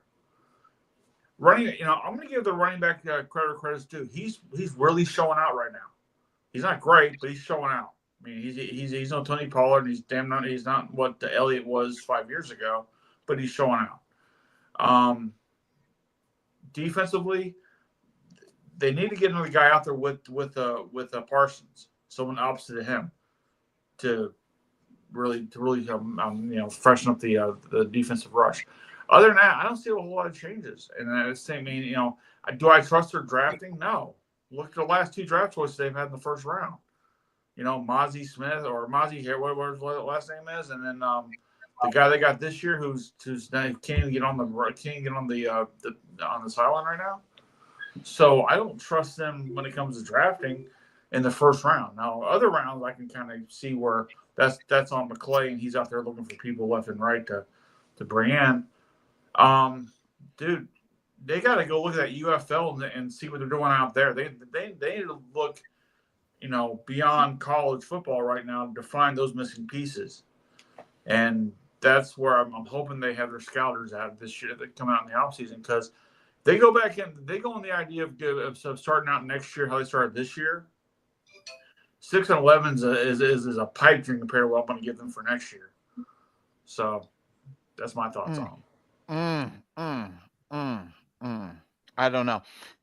I think it's going to be real interesting. If they sign Mike McCarthy, I mean, Dallas Cowboy fans need to be outraged. I mean, in reality, but who are you going to get? But listen, anybody, anybody, absolutely anybody. You can't go get anybody to come and coach this team. You got to go get Matt Eberflus. You got to find a name. Matt Eberflus. Oh my Lord. Manny Verlin. Did you say get anybody? No, but listen, they should have fired him before this season started. Okay. Why they were told him 5 3 years in a row? You don't fire a coach and told him 5 3 years in a row, sir. Yeah, you do. Yeah, you do. You see it. You see it happen. Okay. Now I'm Where? not saying that's not always a great, a fantastic thing. I mean, all you got to do look at Lovie Smith. Lovie Smith, 10-6. They fired him. I get it. I completely understand it. But you're the Dallas freaking Cowboys. There's you. That is a difference maker for this for all that. Exactly. So you go get a coach who's a name. Yeah, but you don't go get some spare off the road and say, "Hey, you're our new head coach. Enjoy." At least Jason Garrett had skins on the wall as far as an offensive coordinator. But the problem with keeping the average guy that they got, that being wonderful Mike McCarthy, is that he's not getting the job done. And I don't want to hear this nonsense that the team hasn't given up on him. I don't believe that for 2 seconds. I don't know what report you're reading, but if you don't think CeeDee Lamb hasn't given up, if you don't think Micah Parsons has given up on this season, and or Mike McCarthy, because when you give up on the season, you're giving up on your coach. I'm sorry. Not necessarily. If you go up on the year, I'd say, we'll get him next year, and hopefully the right. Oh, I know. And what Heather's saying That's what he likes. That's what it's been. That's what it's been. And guess what? Guess what? That's who he has right now. Right. Yeah, but he hasn't got the job done. I mean, yeah, really. But Sonny, to the Podfather's point, you look, technically, yes, you can go get someone else. But in this specific situation, it's unique because Jerry wants to run the show. So you need a certain type of coach that's going to, want that job, but then be okay with the amount of meddling you're going to get from Jerry. So it becomes a lot harder to fill that position with a quality head coach. I get that. Hey, listen. Few of us Cowboy fans remember Chan Gailey. Very few of us remember Dave Campo. Mm-hmm. Those were, we just got anybody off the street to come coach this team. Okay? That's not what he wants. They were kissing Jerry's ass long before that. Yeah, but they were still roughly nobody. I'm a fan of Chan Gailey only because Chan Gailey was the Steeler offensive coordinator. Let me tell you, he did a phenomenal job in Pittsburgh. He did a phenomenal job in Pittsburgh, coordinating Cowher's offense, creating, remember that Neil O'Donnell 5 wides, thing that really caught the league by storm, using Cordell Stewart as a slash. Chan Gailey was a really good offensive coordinator, just not a great. The problem with that was that when Chan Gailey came to the Cowboys, Troy didn't have 5 receivers to throw to. Right. So that's all well and good. You can have the greatest offense in the world. You don't got the players to do it. You're screwed. Exactly. Believe me, I get what you're talking about as far as that's concerned. But Mike McCarthy's not getting the job done. Should have been fired last year. And I know that I guess I'm only in the minority, evidently. I mean, and I could be wrong as I want to be. We need a Sonny Clark kind of guy to be your head coach. Hey, you're Who right. Who could that possibly be? Why don't you get some quality, That's right. Like Kirk Cousins needs to retire from football and become a head coach. I think they have given up on Mike McCarthy. They obviously, I think the players know that he's not the guy, or the players know he's not going to be there next year, regardless of all the lip flapping that Jerry Jones is talking about. He may be keeping him, maybe signing him a 3-year deal for Mike McCarthy. That's laughter in reality. So it's just like. You know what the Cowboys should do then? Cowboys should go on for fire McCarthy and hire Rowdy as the head coach of the Cowboys. He's already got the headset on. That big ass cowboy hat is. Just stop that nonsense. There are people that are out there. I don't know who. Listen, they just need to. Sometimes, Cuervo, what do we say? Sometimes you just got to make a change. Have something different come in there. And listen, Have you been impressed outside of? I mean, if you want to be impressed with 12-4, Don't ask him. He's not a Packer fan. He knows 12 McCarthy was bad. 12-4, a 12-4 football team. 12-5 through the regular season, and not get anywhere whatsoever in the playoffs. Don't you think that there needs to be a change made in Dallas there, Cuervo? Yeah, but is the head coach the right change? Maybe there's another type of change that needs to happen. Well, you know, there's not going to be a new general manager in Dallas. Come on, if anybody's under some crazy illusion just because he made mention maybe he should get one, don't be under any illusion. He ain't hiring anybody, okay? Because the simple fact of the matter is going to amount to jack squat. that was just lip service for Jerry Jones to what I think. Just to shut people up over the situation, because he's gone a little bit nutso lately. You know, he's been saying some pretty stupid things, and that was one of them. And the fact that he wants to give Mike McCarthy another 3-year deal. I mean, it seems like I don't know. Well, I don't know about a 3-year deal, but can I just say this? Maybe, just maybe, signing Dak Prescott was a mistake. Maybe. No. Now there I understand where Podfather there I understand where Podfather says what he says. Who you gonna get? I get it, but I don't know. He knows the deal with Jerry, but I don't think I don't know if Aikman would sign up for something like. Although that would be great to put asses in seats. Well, yeah, but No. but Troy's not going to come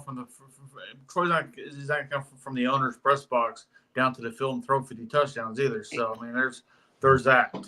Yeah, and never mind, he's one of the highest paid broadcasters out there right now. Yeah, he's making a killing, not getting hurt right now. So, he's going to hang around with Joe Buck, So I got the solution, guys. This is going to make Sonny and Podfather's dream come true. You guys ready for this? I'm holding my breath. Go ahead. Breaking news. The Dallas Cowboys will sign Kirk Cousins.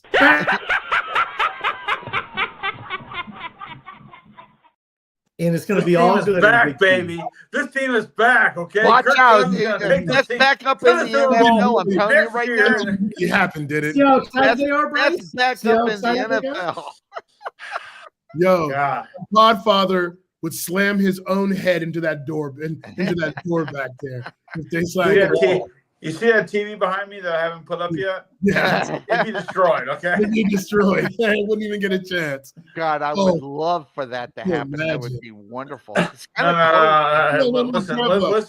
Hey, we're going for Jimmy Garoppolo, okay?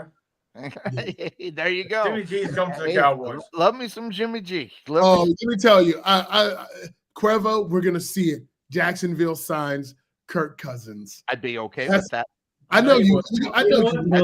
I would be okay. Better than Mac Jones, and I don't give a rat's fat ass what he has done this year. He's better than Mac Jones, which I told you at the beginning of the year when they signed him that it was a stupid mistake for them to do that. And guess who?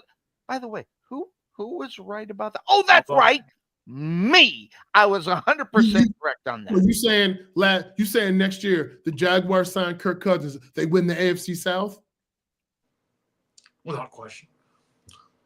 You got to win the NFC South. They sign Kirk Cousins. Well, he's a backup. He's not going to be the starter. Wherever Kirk Cousins goes now. By the way, and I'm just going to throw that. I'm just going to throw this out for you.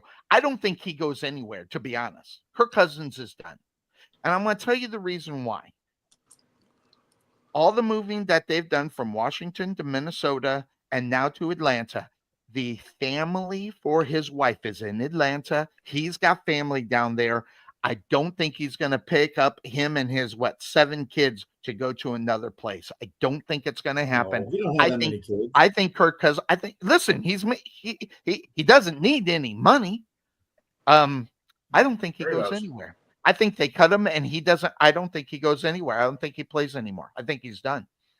I think he coming to- retires. he's And coming he'd to be fight. very smart to do that while his brain is still working. Jaguars, if the Jaguars sign Kirk Cousins, you want him to be the starter? No, I don't. I want See, you know what's funny? See, Podfather, now I he's don't hit believe it. on that. because, Well, because listen, he's on ramping that up- football teams, yes, I mean, but the potential of what Trevor Lawrence is. Listen, I'm insane. We all know that, but Yes. I'm not that far gone yet. I mean, listen, I still think Trevor Lawrence still has an opportunity to be a good quarterback in this league. They need a new head coach. They need a good quarterback coach for him. They need a couple of things to help him be better. Because listen, the Jaguars are only going to go as far as Trevor Lawrence is going to take them. Listen, Kirk Cousins just for a great laugh. I would love to, but listen, I'm not even. I got drug tested. I don't need to get drug tested. Kirk Okay. Cousins is good. He's the best backup quarterback in the NFL right not. now. He's not. However, if he He's goes to one of the other crappy teams that don't have a quarterback, why not start him? Hey He's guys, next week we're gonna start the Sonny drinking game. Every time he says the word listen, we take a sip, all right? Every time. We would be So smashed. add something to my coffee next week. Yeah. Yeah. There you go. Oh, guys, I've got to head on out, but always good to see you. Always great. From Brooklyn. Oh, I Cuervo, love that. I love you came in here. I'm not and going sucked it to up. pick your Bears today, but I want to because I think they're going to come out and play hard, and this game's going to be a lot closer. I can't pick against the Lions yet, against the Bears. I can't do it, but I think it's going to be a closer game because the Lions defense is beat up. Sonny, the Raiders depleted personnel. It's going to be a good game. Your Raiders are going to beat your Jaguars. Your Jaguars are an awful football team. I'm picking the Jaguars, but they're awful. Both teams are awful. Godfather over your Cowboys. That's fine. So have I. So fair shots for all of your teams today. Yeah, there we go. Yeah, all L's, including your team that took the L as well. Right. Yes. Right. And Always wait a minute. Wednesday, Christmas cheer. Oh yeah. Homes in Pittsburgh.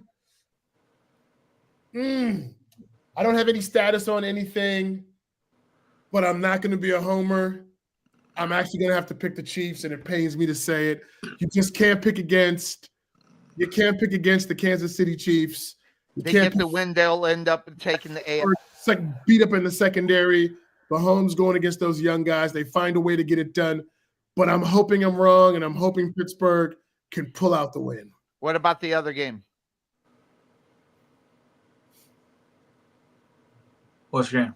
I'm going to go with the upset. Isn't there 2 games on or 3 games on Christmas? I can't remember the other one. I'm going to go with no. You know what? No, I'm not going to go with the upset. I'm going to go with the Ravens. Ravens, Texans. I'm going to go with the Ravens. Just going with the Ratbirds. The Ratbirds. The Ratbirds. You know what? I'm backtracking. I'm going all in. I'm pushing it to the table. I'm throwing logic out the window. The Pittsburgh Steelers at home, Christmas Day, big Couldn't game. do it, could you? Tomlin, Steelers over the Chiefs. I'm calling it. Right there. They will find a way to get this game home against the Chiefs that have been playing close games. It's going to be a 5-star matchup. I just can't do it. I can't do it. Wait, what about Thursday night's matchup?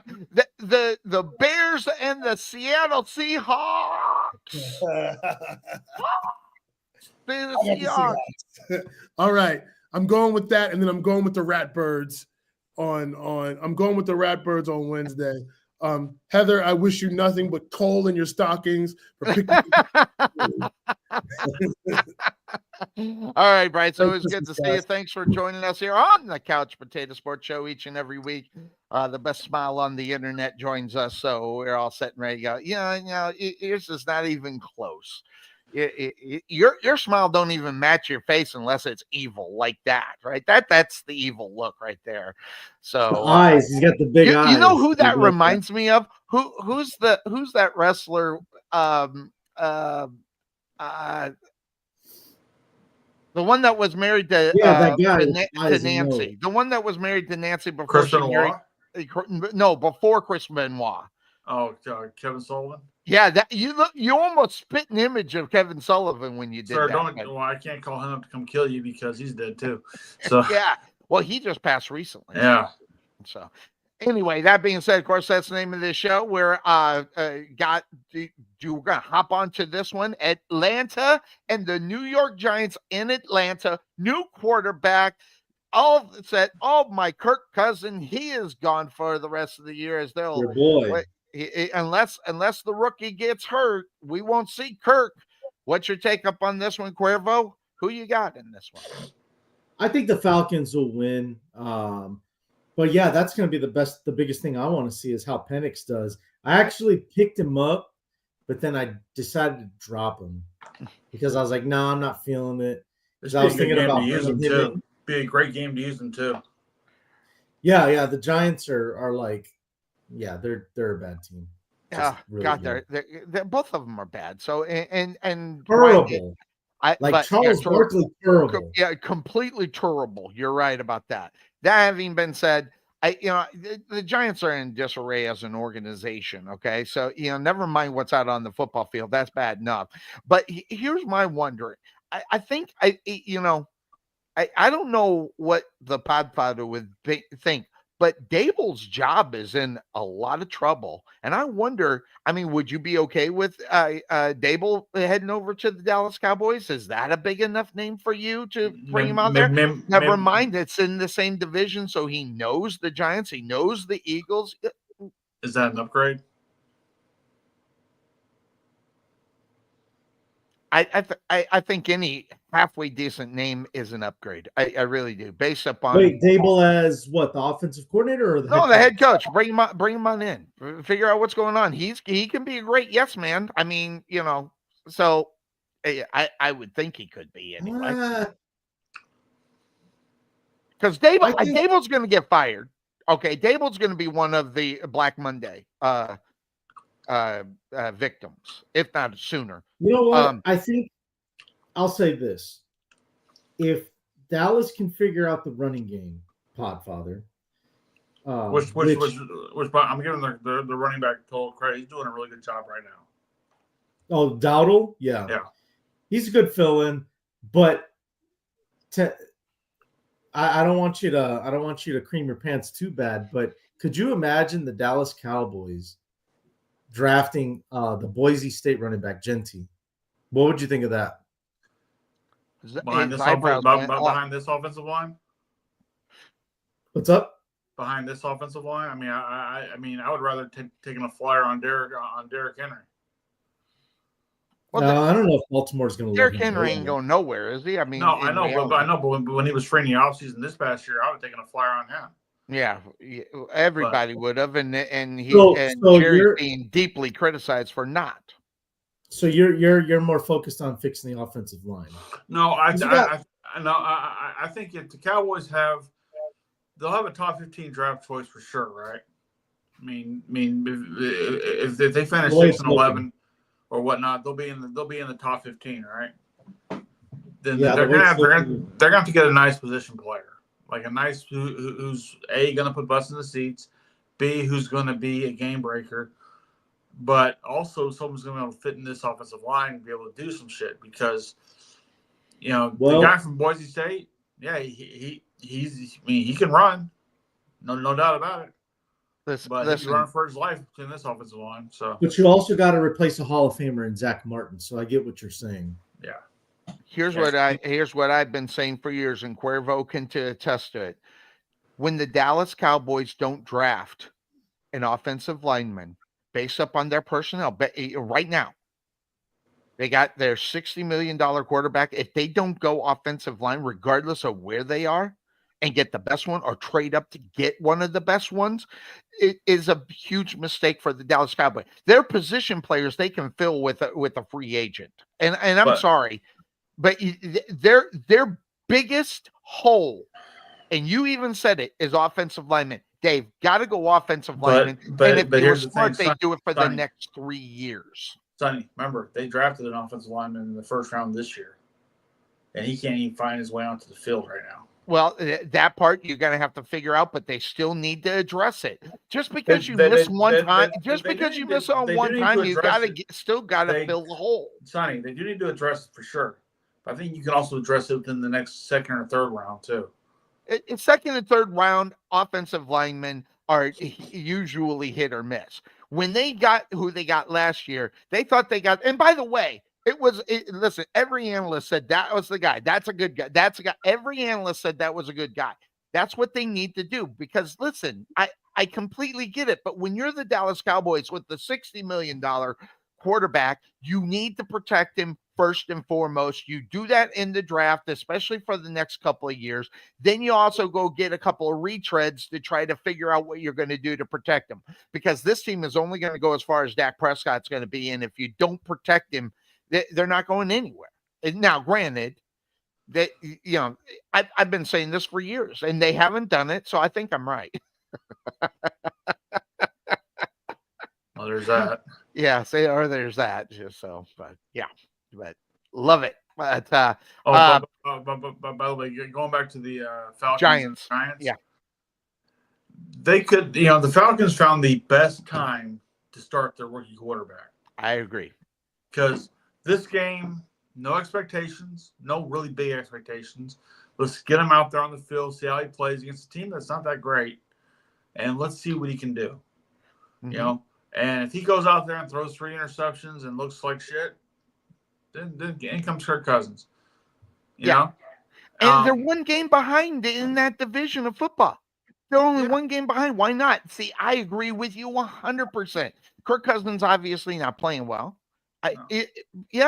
See what you can do and see if. Hey, listen, you say whatever you want about this game. You don't think there's any pressure. This is a pressure game for him because he needs to go out there and prove it, and he's got to try to win the division. He has that on his mind.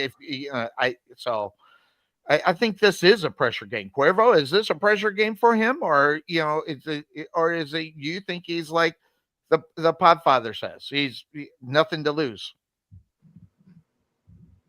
I mean, yeah, at this point, I think it's nothing to lose, really.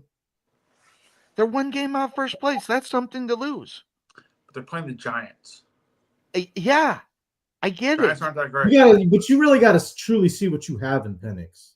Absolutely.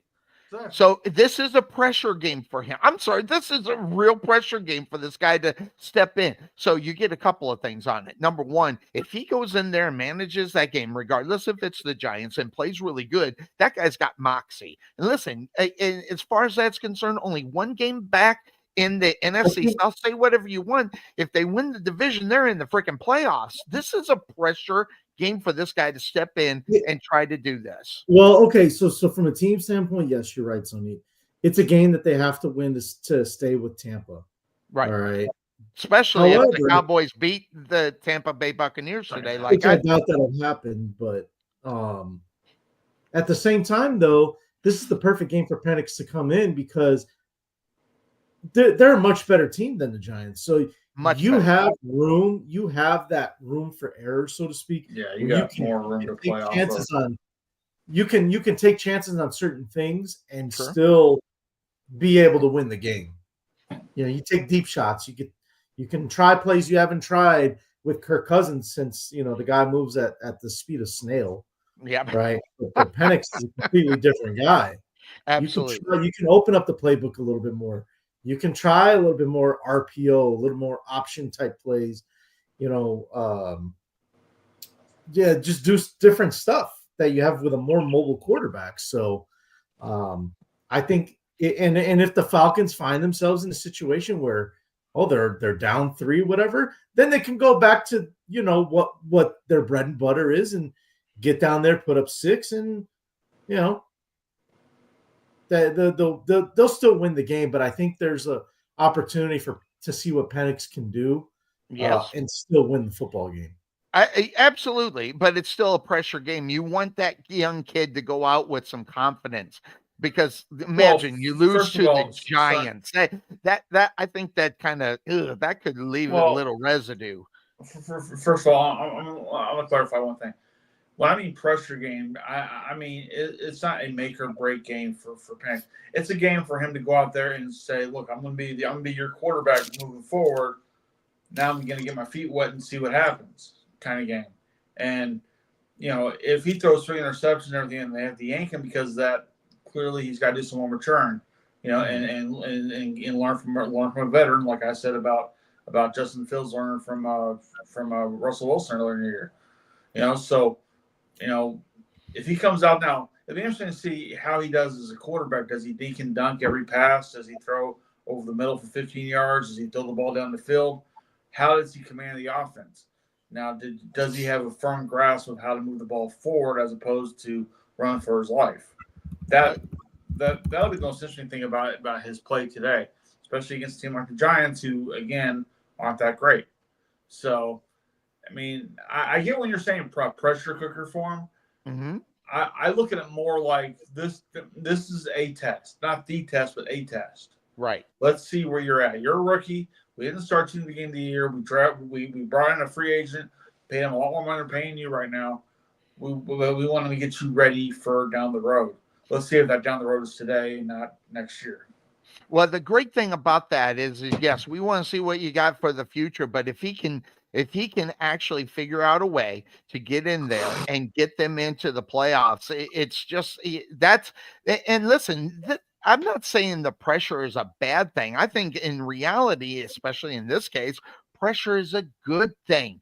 So you can find out early, can he handle it? And this is I just think this is one of those games that will make or break the guy, immediately. And if you can't go out and beat the Giants, that's oh my gosh, that's got to make you feel like garbage if you can't beat the Giants. So I just think it's something that can be really good for him. I don't see much bad in it because let's be honest, if he loses the game, they're still within the realm, especially if the Buccaneers lose today. They're still only one game away from being and winning this division with 2 more weeks. So let's see what they can do. I think this is a great test for him, and this is good pressure. I love it. I think it's great. So, that being said, I am going to take Atlanta, and I forgot who picked who. So I'll go back to the Podfather. Who do you have in this one? I said the Giants weren't that great, so I know I did, but that doesn't mean you won't pick them. I won't pick them. No, I'm smart. All right, very good. Hey, Cuervo, who you got in this one? Falcons. All right, very good. So Falcons up online, and we briefly talked Cincinnati, Cleveland because Obi was out the door. I am on Cincinnati, just a better team, not much, but I mean, I think they got the better personnel. I'll go better personnel with the better coach too, by the way. In reality, I think so. Podfather, who you got in this one? Aren't the Browns starting another quarterback this week? Yes. Yeah. Give me the Bengals. Bengals for Podfather. Cuervo. Give me Cincinnati, but I need Jerome Ford to have a huge day. All right. Yeah, that's because he's in that fantasy league, so you're living in that fantasy world. I don't know. That's right. All right. Tennessee and Indianapolis. I've been hearing a lot about this game. That this is a no-brainer. Take Indianapolis. Now, that being said, sometimes we've been giving Tennessee a little bit too much credit. We've done it. That's fine. But this is one of those games because I don't know who Indianapolis really is in reality. So, Cuervo, Indianapolis and Tennessee in Indy. What's your take? So, Indianapolis is a city in Indiana, Sonny. Yes, that is correct. It is the capital, I believe. Yeah. Pat McAfee played there. Mm-hmm. Used to be in Baltimore. Yeah, they used to be in Baltimore. The team name is until they packed up and moved west. In the middle of the night. Yeah, and then overnight, literally. Literally. Hopefully you know who Indianapolis is now, who the Colts are. If it helps any, is the name Peyton Manning ring your bell? Yeah. It should. It should, Peyton Manning. You have to go look it up. Okay. No, I know. Listen, I know where Peyton Manning played.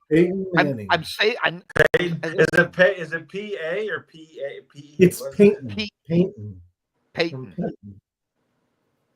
So anyway, You Who know, do you- just so you know, there's a player in Arizona right now. His daddy's played for the Indianapolis Colts. Mark oh yeah, Harrison. Yeah, that guy. yeah. I forgot to put something up when Bryce was here. I was just having too much fun with what I do and and how I do it. So I forgot to put up my list of, well, not list, but a picture that I set up for Bryce. And I put it in the chat room, but I don't know if he even had the opportunity to see it. So what I'll do, I'll put it up here just because it was there. The look I make when Bryce Butler says, I have to admit Kyler Murray is a good quarterback. I love that picture, by the way. I meant to get that up there while I was here. So anyway, all right. So Indianapolis and Tennessee, who do you got?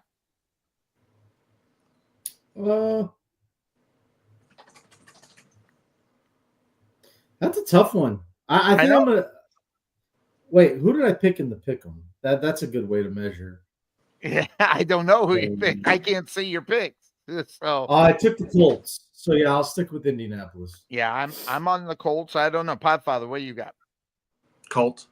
Colts aren't very good. So not much really to talk about. They're the better team, but this is one of those games. So Rams and the Jets in New York.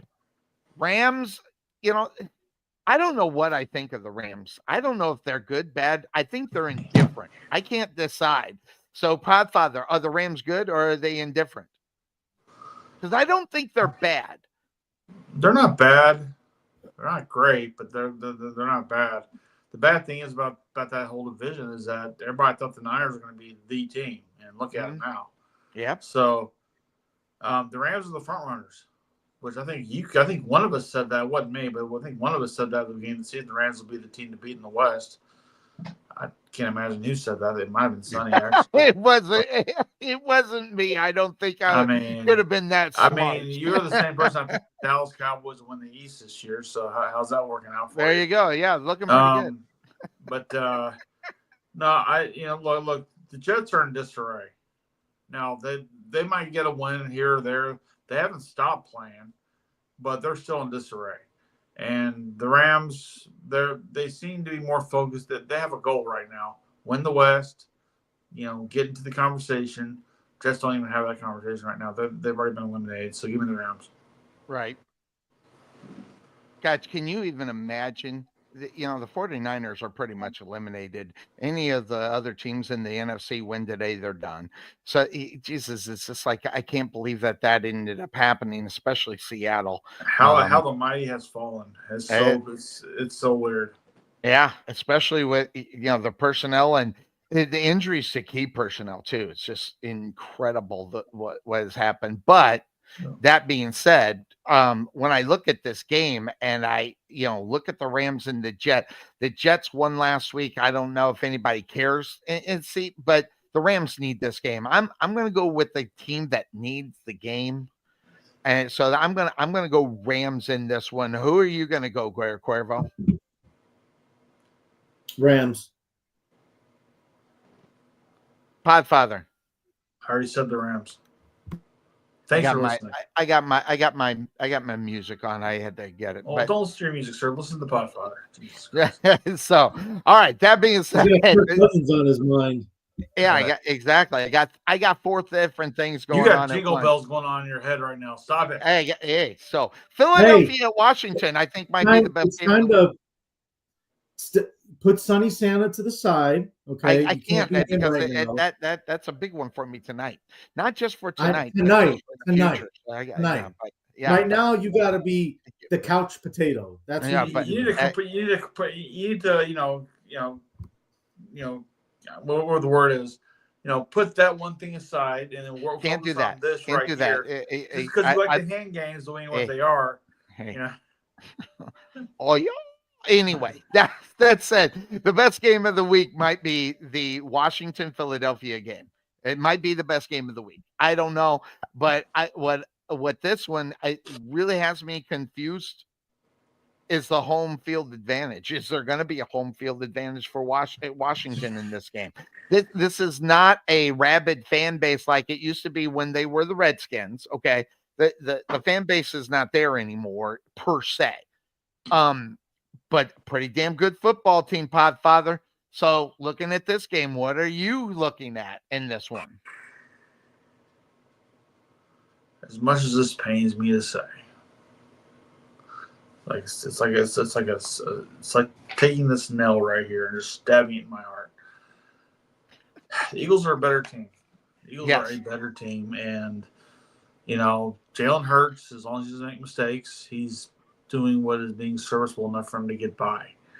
The Commanders, they're scary, but they're not scary good. They were scary good early in the year. That's kind of faded. So give me the Eagles. Yeah. Again, if the Dallas Cowboys can go into Washington and beat them, the Eagles do the same thing. Cuervo. Yeah, I like the Eagles, and I have Jalen Hurts and AJ Brown, the combo. Wow, starting for me today. That's good for your fantasy. I like that. Yep. So, Eagles. I'm going to go Eagles. I like. Hey, listen, Washington. Wait, who do you like, Godfather? Eagles. Now that being said, didn't hear you. I'm on the Eagles. I'm on the Eagles today. Okay, but I think what needs to happen is the Commanders need this game. I mean, they are fighting for their playoffs lives. Just think about this. They're not going to win. They're not going to win this division, so they're a wild card. So the NFC has 8-6, 8-6, 7-6. Okay. The NFC North, they have 12-2, 12-10. And then the Buccaneers 8 and the Falcons 7. They need the game. They need to keep in running to try to grab up one of those wild card spots. I just don't think it's going to happen today. Although if that happens today, I think Washington will be in the playoffs, and who knows what they'll do there. I love Dan Quinn as the head coach of that football team. He's just turned the franchise around and the thinking around of that franchise too. And I think that's pretty much needed. So, that's where I'm at. Arizona and Carolina. I hate to even say I'm going Arizona in this one, just more than the fact Carolina's so damn bad. But this is what's going to happen. Kyler Murray's going to throw for 300 yards, 3 touchdowns. All of a sudden, he's going to be a great quarterback by everybody's standards. So I could just read the writing on the wall on this one. Podfather. Boy, the Panthers really showed their ass last week, didn't they? Jesus. I didn't expect that. I mean, considering the fact that they've been playing really decent football and they've won a few games, they've lost quite a bit, but they were playing better. Right. Then they have the Cowboys come in there and just whip the shit out of them last week. Bad. And then they beat them by 2 touchdowns. That's not what you want. Yeah, it wasn't even close. So that surprised me, and like you, I hate picking Arizona because I know what's going to happen. I mean, I'm going to pick them; they're going to freaking lose. But I'm picking them this week. I'm going to pick them this week because again, team-wise, they got a better team than the Panthers, not by much, but they got a better team, and they have a different team. I won't say they have a better team; they have a different team. Right. Whether that's good or bad is a little question, but I think it'll be enough to put enough points to beat the Panthers. Should be. Cuervo. You gotta wake up. Wait, are we on? Yeah, coffee. You got the coffee. I do need more coffee. Listen.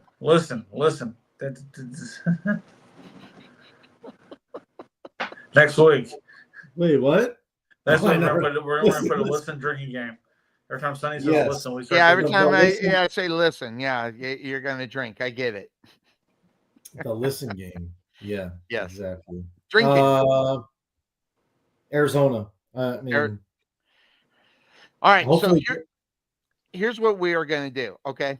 Let's go rapid fire. I am completely distracted because of things. So let's rapid fire and then get on out of here. We only got a few games. Just jump on them really quick.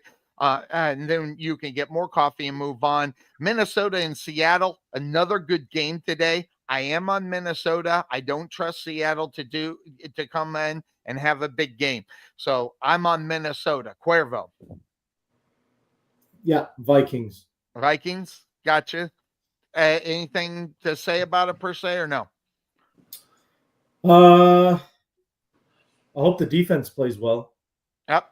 Is that on your fantasy league as well? Gotcha. Podfather. Give me the Vikings. Vikings for the Podfather. And a game I didn't think a lot about, especially because it's just so bad. And I feel sorry for Coach Mayo in New England, but they get Buffalo in Buffalo. I don't have anything to say. Buffalo's just the better team. I'm on Buffalo. Cuervo. Yeah. I mean, I don't know how you can even have a thought of the Patriots winning this game, except maybe they're at home. But this is one of those games where you think but sometimes you don't know. I think New England could keep it close. Yep. Take the 14 points. Take the 14. Yeah, see what ends up happening. Podfather. Mm-hmm. Are you ready for the upset of the week? Are you ready for all this? It's the next game, It's right? not going to happen here. It's the next game. Stay It's not tuned. going to happen here. No. Give me the Bills. Stay tuned. Well, Yeah. I'm on the Jaguars over Las Vegas. In Las Vegas, Of course you are. What do you mean? Of course. How many times have I You actually should picked the be. Jaguars You win? should be. today? They're your team. No. I pick them when I think they have a possibility of winning. I think they got that possibility. It's a very slim possibility. They did win last week, so we got to give it to them. So Cuervo, Don't bait them like that. Raiders or Jaguars? So you're telling me there's a chance? Don't bait them. Listen, when it comes to the job, I won't hit the button. But So you're telling me there's a chance. Oh yeah, accidental slip, right? yeah. This is total BS. All right, let's get through this because Sonny's got Sonny Santa things to do. Yeah, I got Sonny Santa things to do. Yeah, So, All right, Jags, Brian Thomas, big day. Let's go. wow, there we go. Cuervo with the big prediction. Podfather. I'm going to go Raiders. Raiders. Going for the greatness of the Raiders. There you go. And an interesting game, Miami and San Francisco. I mean, everything has Miami on this, but God, they have not been showing up week in and week out. I'm gonna take them, but God, I don't know what's gonna end up happening. This one was just a stupid one. I just took the favorite. Podfather. Give me the 49ers. Because they're fighting for their life right now. And They don't are. got much to go on, but they're fighting No. for their life. Again, I mean, Miami's good, but they're only as good as their quarterback. And let's see how long he lasts. Hey, and maybe the offensive line will show up for the 49ers because Brock Purdy bought them all brand new Toyotas. So that said, Cuervo, what's your take? No Jalen Waddle for the Dolphins today, so I'll take the 49ers. You gotcha. All right, so Tampa Bay we talked about. It's the last game. Those ugly green fellas are at home taking on the New Orleans Saints. I'm on the ugly green fellas.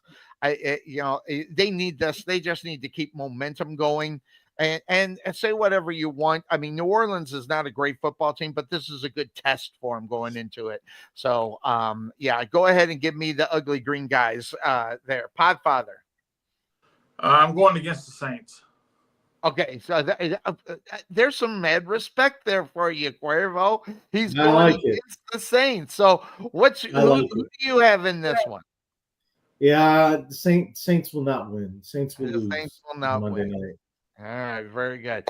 Well, ladies and gentlemen, who are watching, those that are in here, gentlemen, I hope you all have a wonderful holiday and enjoy the family time. I'm going to be on Christmas Day. Now, if you want to join me, you can. I will be here. If you don't, I don't mind flying solo. I've done it before. I'll do it again, and then it gets really crazy. So, that being said, we will be on it. Still 9 o'clock. But maybe we'll get out early like this one. Who knows? So I will be up on air on Sundays or Wednesday. Podfather, you're there? I might. Depends. I do work that day, but it's a normal work day for me. So okay, we'll see. Cool beans. Work And on Christmas Day. yeah, Christmas They Day. don't close the world's largest casino for nothing. It's the only day U-Haul's closed. So, and I don't have any. I won't do a Santa thing on Christmas. So, Well, how anti-Santa of you? huh? How anti-Santa of you? Well, I'm just saying. I That's got a when he lot of works, work. son. I got a lot of That's when work he to do works. that night. I got to fly around the world that night. So yeah, no Santa's gigs there. So I've seen you drive. I've seen you drive at night, and I'm terrified of that. So I can't imagine you having the 8 tiny reindeer trying to fly. no, your fast you're car. the one that drives so close to the cement medians on the side of the road when they're that far off. God, that drives me nuts. And this guy, he just rides it. And I'm sitting there and I'm in the passenger seat going. Anyway, but if I'm going to hit anything, it's going to be on your side. I'm sorry. Yeah, gotcha. Happy holidays to you and yours there, Cuervo. Wish your wife a wonderful holiday season. And I will say this: anytime we can get your wife on the show, makes this much better. I mean, look at our ugly faces, then we bring in the pretty girl. So there we go. We did our job. So there we go. And by the way, who did you take Denver? Yeah, I did. I didn't. You didn't listen to her. You didn't call me. She didn't call. She forgot about it. It was a middle of the week game. She forgot. I mean, had she called, I'd have made that choice. But because I was waiting for her calls, desperately sitting there going, I was like, "Come on, Carl, you got this. It's almost game time. What's going on here?" But you know what it was? It's during the work. It's work week. I mean, hell, sometimes I can't get a hold of her. Yeah, distractions all around. Me too. So, all right, ladies and gentlemen, thanks for joining us for 2 hours. We blew it out here for 2 hours, and I got to go take care of some business. Everybody have a great holiday. We will see you on the holiday. Santa, hello. Sports show. And that being said, goodbye, everybody. Bye-bye.